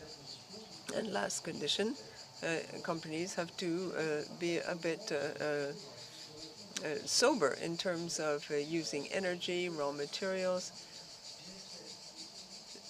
They have to be economical and in commercial terms as well. At the MAIF, we advise our members, say, to terminate a contract that's not useful any longer because it serves no purpose, or to take out another contract given the age of the car or what have you. So we're giving up on certain things, but it enhances the level of satisfaction and loyalty. And customers are far more loyal to MAIF than other companies on the market, and that's a considerable benefit. So granted, companies cannot afford to wait for the state, but in the long term, companies can't do it alone. Companies can't act if a certain number of rules of the game don't evolve. It's absolutely necessary for rules in the future to change. Taxation, public subsidies, public markets, tenders have to encourage companies to embrace the ecological transition. I'm scandalized. Public subsidies have no strings attached. Look at the social and ecological impact of companies before giving them a subsidy and help. I think it's appalling that there are no social and environmental criteria in public calls for tender. And we haven't moderated taxation in light of the behavior of companies. And that is why I agreed to chair a movement called Impact France, which promotes this kind of change.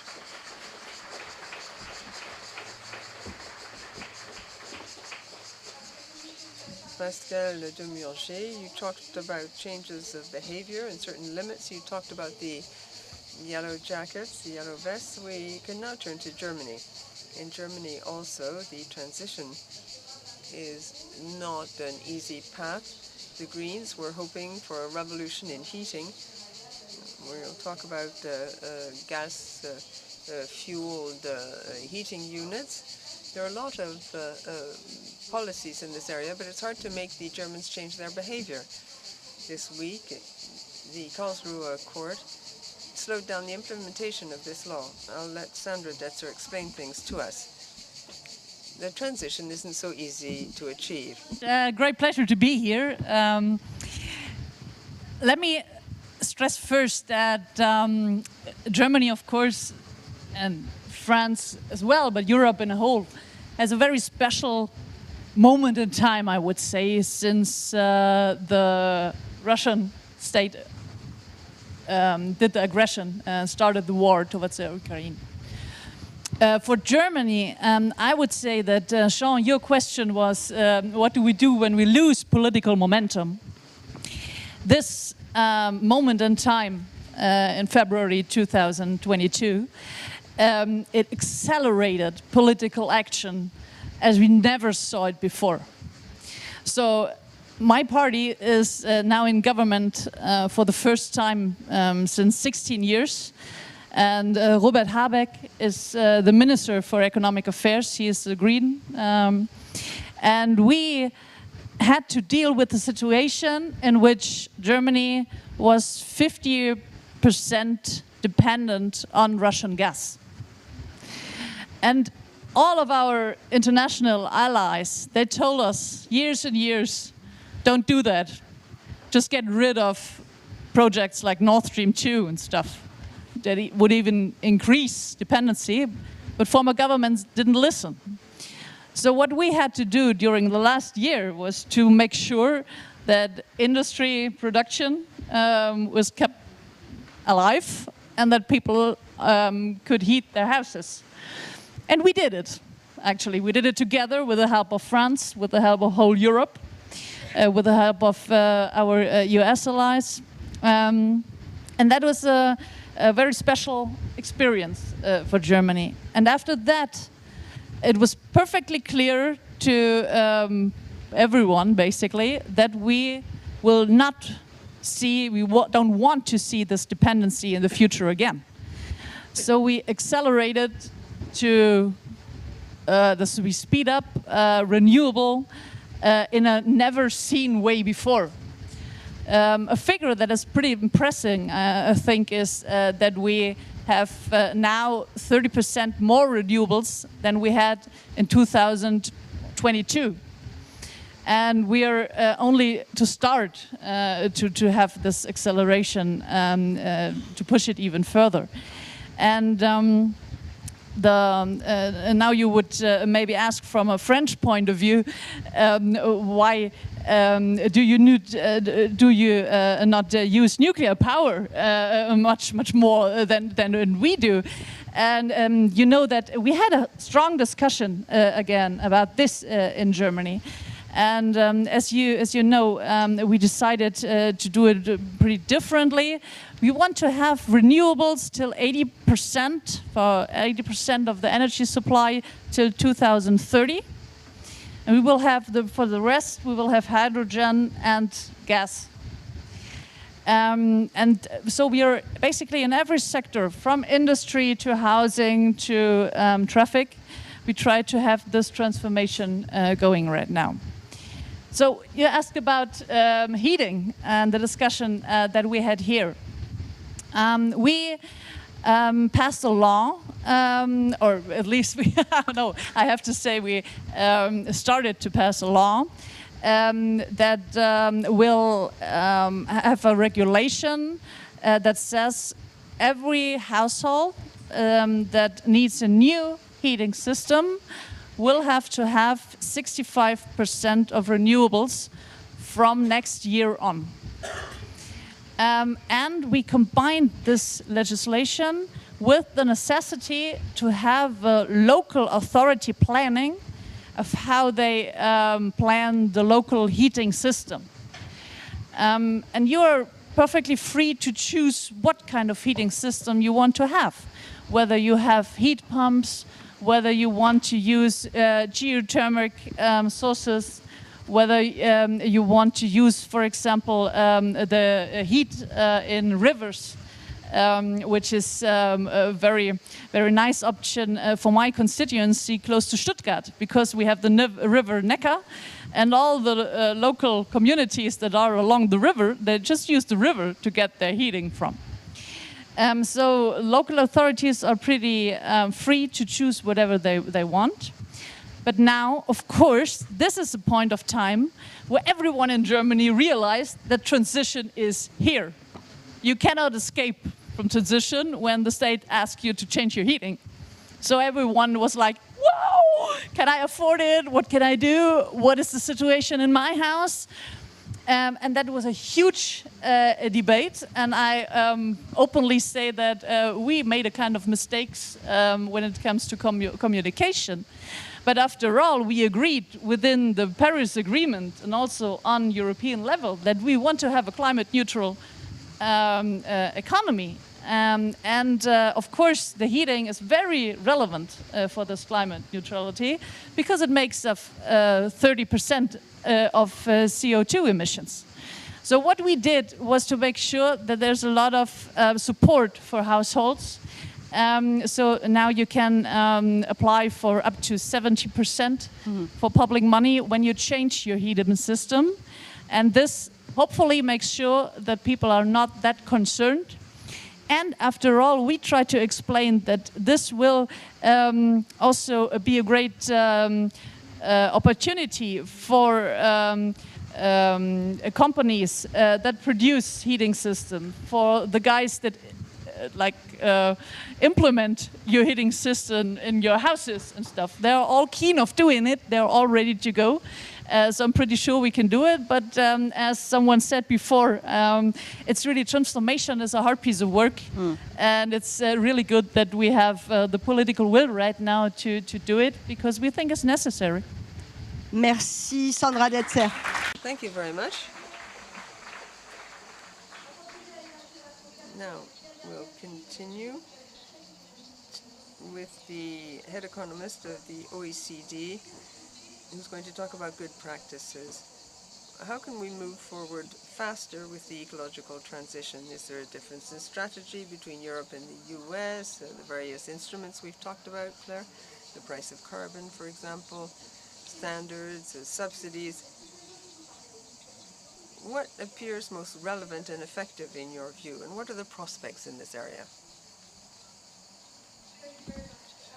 For inviting me to this beautiful, beautiful place. It's an absolute pleasure to be here. I'm going to talk briefly about sort of where we are in terms of the progress that we need to make, and then pick up Jean's questions about instruments a bit and the different approaches that are being taken. So it's just worth pausing on the commitments that are being made around carbon reduction for 2030 and 2050 are a massive, massive undertaking. I think we all know this, but we need to fundamentally change the way that we produce things and the way that we all consume things. And the amount of investment that's needed is incredibly high. So the International Energy Agency estimate that we need to move from, at the moment, there's about $1.5 trillion worth of investment in these technologies happening. That needs to go up to about 5 trillion, and that makes quite optimistic assumptions about technology adoption. It assumes every bit of technology that's currently in development is basically applied.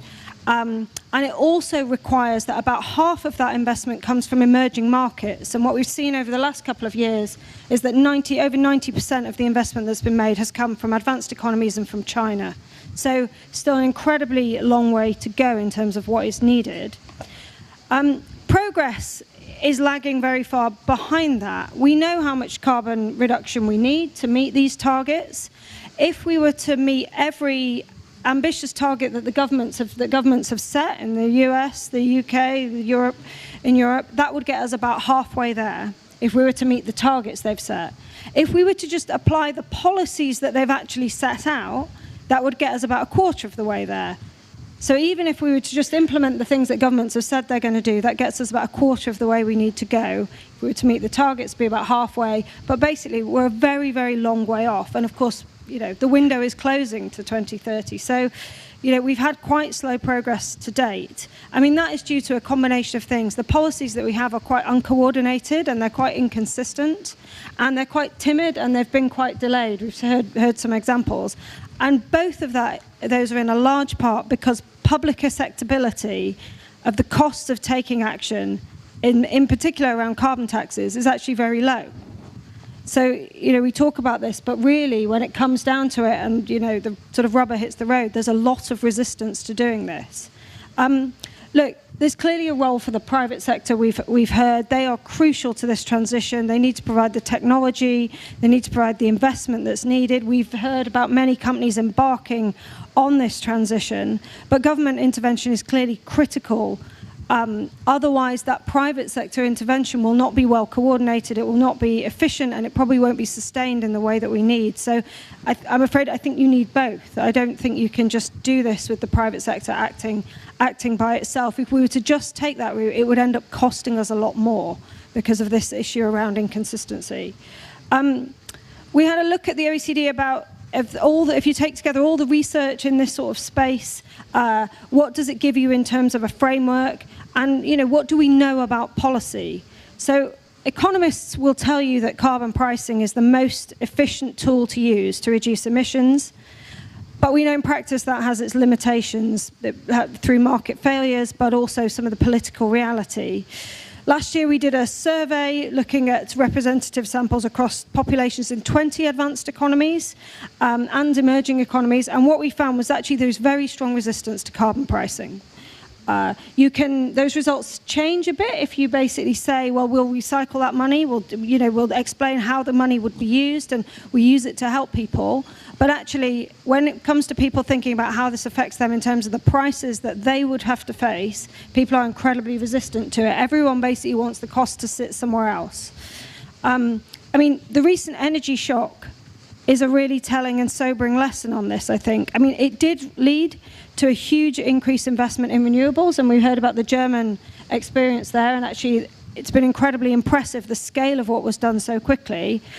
But it also did demonstrate the unacceptability of higher energy prices, which is what we're talking about here with this transition. Governments basically plan now to spend, across this year and next year, up to about 2.5% of GDP in some cases, changing the prices that people will face. The vast majority of the support was put in was about directly protecting people from energy price changes because it was considered politically unacceptable for people to face the energy price changes that we saw. And so I think we have to sort of be honest about actually how far we can get through pricing. We have seen some really big policy moves recently. Obviously, the Inflation Reduction Act is a huge response from the US and a huge change. And actually, the Green Deal Industrial Plan in the EU is also of a sort of similar magnitude in many ways in terms of what it means. The approaches in these two strategies differ quite substantively, but they're not necessarily inconsistent. They're not necessarily in conflict. I think the thing we have to accept here is there isn't a sort of one-size-fits-all approach. There isn't a sort of, you can't just assume you do the most efficient textbook approach here. There's going to be a role for multiple levers, and we're going to need to use them all to come up with a solution that is both, delivers what we need in terms of carbon reduction, but also actually is politically deliverable and is consistent with other objectives that governments have. So we're going to need, emissions pricing instruments like carbon pricing. We are going to need standards and regulations to this. We are going to need subsidies. There is a role for subsidies to facilitate the reallocation of capital and labour and to stimulate investment and innovation that we're going to need.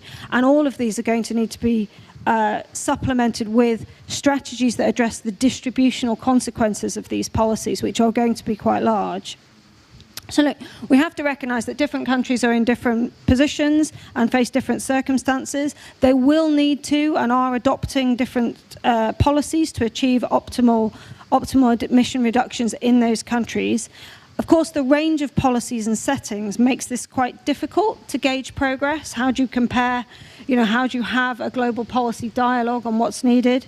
And one of the things we're doing at the OECD is working on some technical work on how you would compare different levers. How do you compare subsidies to carbon taxes, to regulations, and how do you sort of put those in a common price or a common measurement so that we can see what different countries are doing in that way? But look, these different approaches are ultimately going to be necessary because successful climate policies are going to need to be consistent with wider objectives that countries have, including energy security, including affordability, and of course, including the distributional implications that we need to think about. And the speed and the success of the transition is going to depend on our ability to reallocate resources within countries, across industries, across firms, and across workers to avoid leaving behind, people that otherwise would be. I'll stop there. Thank you. Et on termine sur cette idée. So we're talking about social justice. That was your last idea. Would someone like to react right away to what has just been said? I think that in your various statements, Claire Lombardelli has said it's not enough for the private sector to take action because otherwise we will lack a consistency. Pascal de Murger said, well, we don't have time to wait for the state. We just have to forge ahead. Do all companies think similarly? In the United States, for example, have all companies taken up the issue of transition? Is this not more of a European stance? Sabrina, would you like to react? I talked about PPPs because I think it's very important for the players all to be involved, including households. We need the private sector, the public sector, and households. I might like to react by talking about a source of hope. Things are moving, things are happening. Before the winter, if someone had said that we would succeed to weather the winter in this manner, in France we reduced electricity and gas consumption by 12% compared with preceding years, thanks to a change in behavior. And without forcing it, people have become aware of the situation. That's very positive. It's like water. There's a growth in awareness. Water is a rare resource. People now realize that energy is an area where we have to be increasingly independent and local. We didn't talk about this, but biogas, for example, is a major issue thanks to waste processing and water purification plants. We can replace a lot of conventional energy in this manner. We have sped up solutions because of the current situation. For me, this holds out great hope. We've seen that wonderful things have happened, and we shouldn't ignore this. We need to be optimistic. However, we have to continue to push in all these areas. And who's going to orchestrate all this? I'd like to react to this question of hope and trust in companies. I believe that companies over the last 2 or 3 years have managed to absorb major external shocks. In the last 2 or 3 years, these shocks are quite unique. There is a degree, states, however, and regulators are a bit reluctant to create these shocks themselves. You can see this in the area of energy. Look at the price of oil and the price of gas. It used to be 3, now it's at 2 for external reasons. Why didn't states increase things up to 2? Look at the yellow jackets. When the state decides to move the price of gas up from 130 to 140, then you have protests in the street. So it's a real problem of acceptability. You need to explain things to people. And people need to trust companies, that companies will adapt. I like to say to regulators, don't listen to companies too much. Don't listen to the companies that want to live off of what they have. They were able, when they needed to adapt, and they can do this again in the future if the environment requires an adaptation. I think in general we have to be very careful about profit-seeking, and people need to continue to evolve and make progress. Come back to the point what roles companies do have, and I'm incredibly thankful for every company that starts to think about its own contribution towards climate neutral future, whether it is because of the own business model, or because of the general support of the society aim.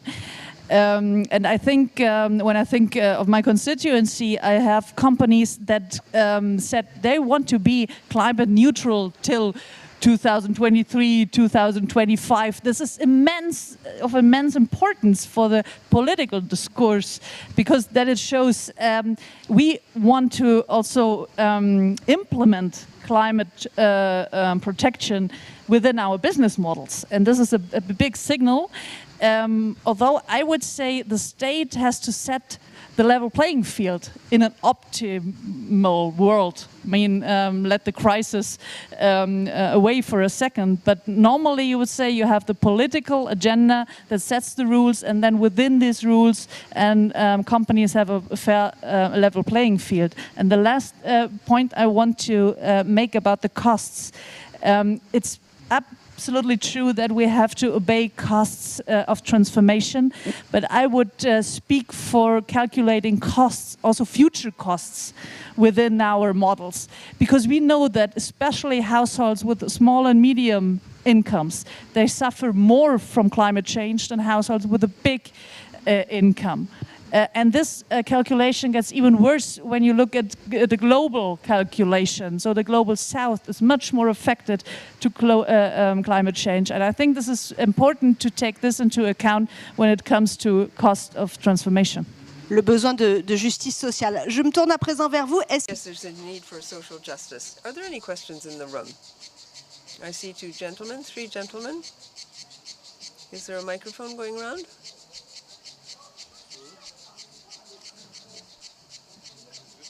Unfortunately, the interpreter cannot hear because no microphone is being used. Il n'y a pas de micro?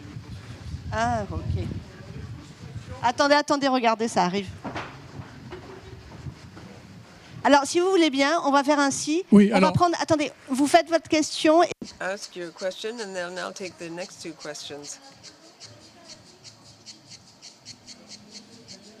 We know full well that gas and electricity consumption has dropped because people wanted to consume less, but also because of the prices.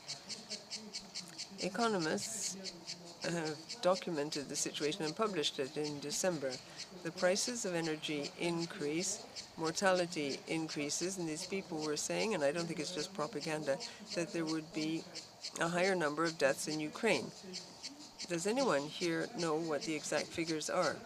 What was the impact on Europe of this increase in prices? Did it indeed lead to a higher mortality?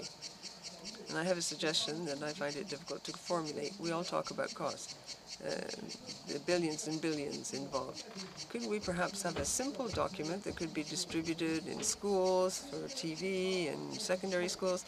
Could we see what the cost of transition will be for the state, for companies and consumers?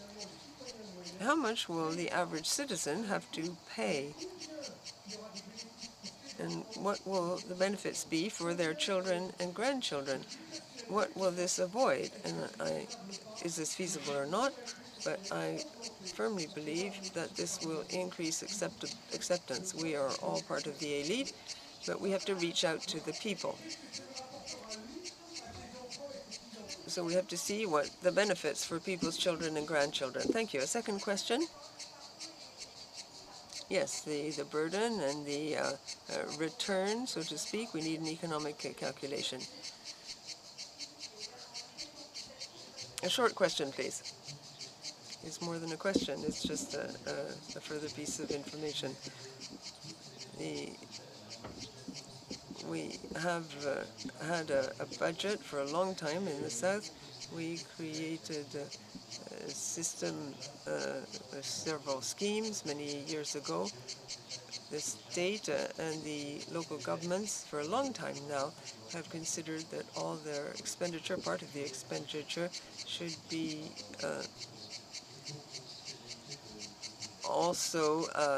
subject to certain strings in the field of the ecological transition before giving subsidies or support to companies.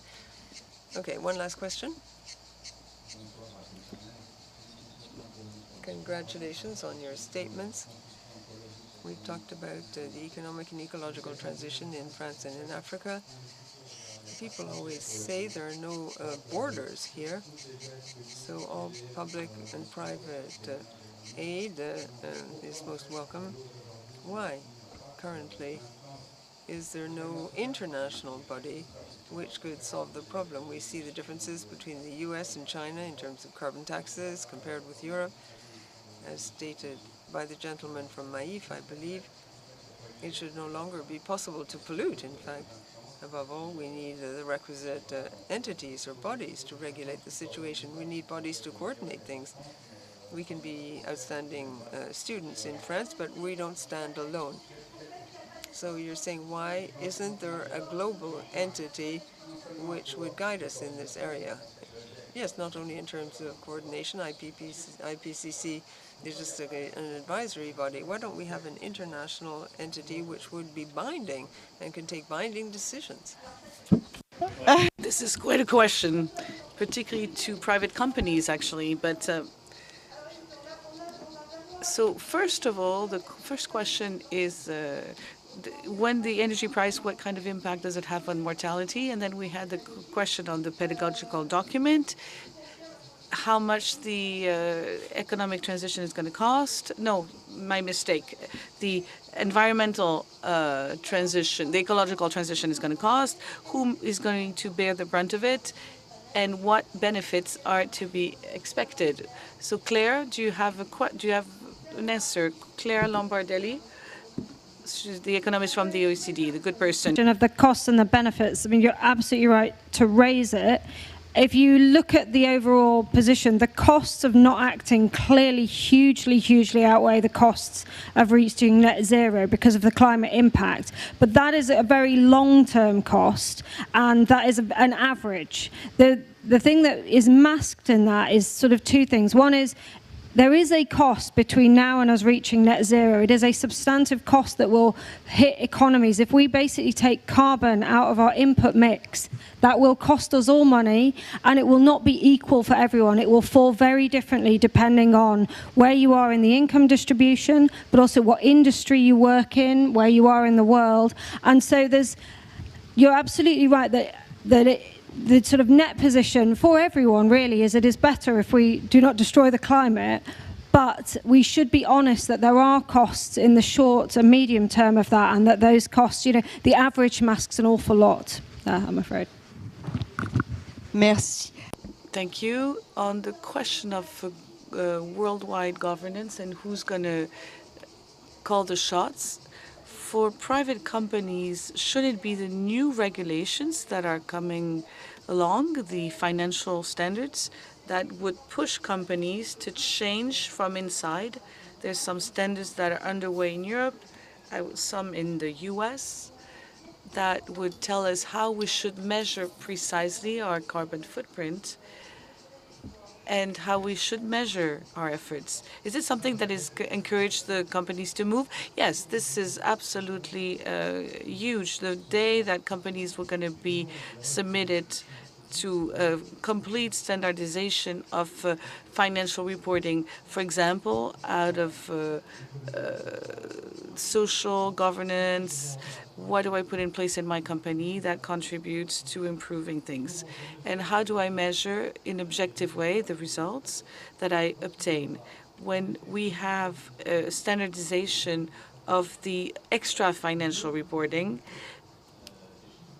And based on the numbers that will be communicated, there will be the same method than for financial reporting. The results will be compared by the results provided by companies will be compared. Auditability will be done to make sure that it's not greenwashing. Certification of these declarations will be made, and a standardization at a world level. If we could take the IFRS at the European level, if we consider the CRSD directives. So this is the beginning of everything, because it will allow everyone to have a comparison basis on the behavior of two companies of the same sector. And on this basis, we will be able to have tools, ranking tools, scoring tools for the consumers, for the clients, for example, and we'll be able to decide a number of public policies precisely by making a distinction of between companies based on their behaviors. I'm being told that time is up. Jean Pisani-Ferry, do you want to take a minute to conclude? Yes, thank you, Alexandra. First of all, there's a question on the scale of numbers. Claire said it, the investment represents 2 points of GDP. For France, it's 70 billion. At the horizon 2030, it's per year. So it's quite a big number. We should not believe that this investment is going to be made forever. After 2030, this investment will gradually reduce and will also produce its effects in terms of reduction of the operating costs. And this is why it is an investment that is worthwhile, and the cost of not acting is higher than the cost of action. This investment has two specificities. It will not increase potential growth and productivity. It may even slow it for a while. So there's an effort that on the short term will not necessarily be rewarded, and it will be particularly painful for the households who have low wages, and even for the middle class. You have to remember that an investment for the energy renovation and the heating system of your house, or an investment in your new car, means every time 1 year of wages for the middle class and 2 years of wages for the poorest popular people. So that will not happen if there is not some help from the governments. We can try to do some financial engineering by trying to find some financial solutions, but I believe that from the lower wages, it's not going to be very realistic. Thank you very much. Thank you to all our panelists.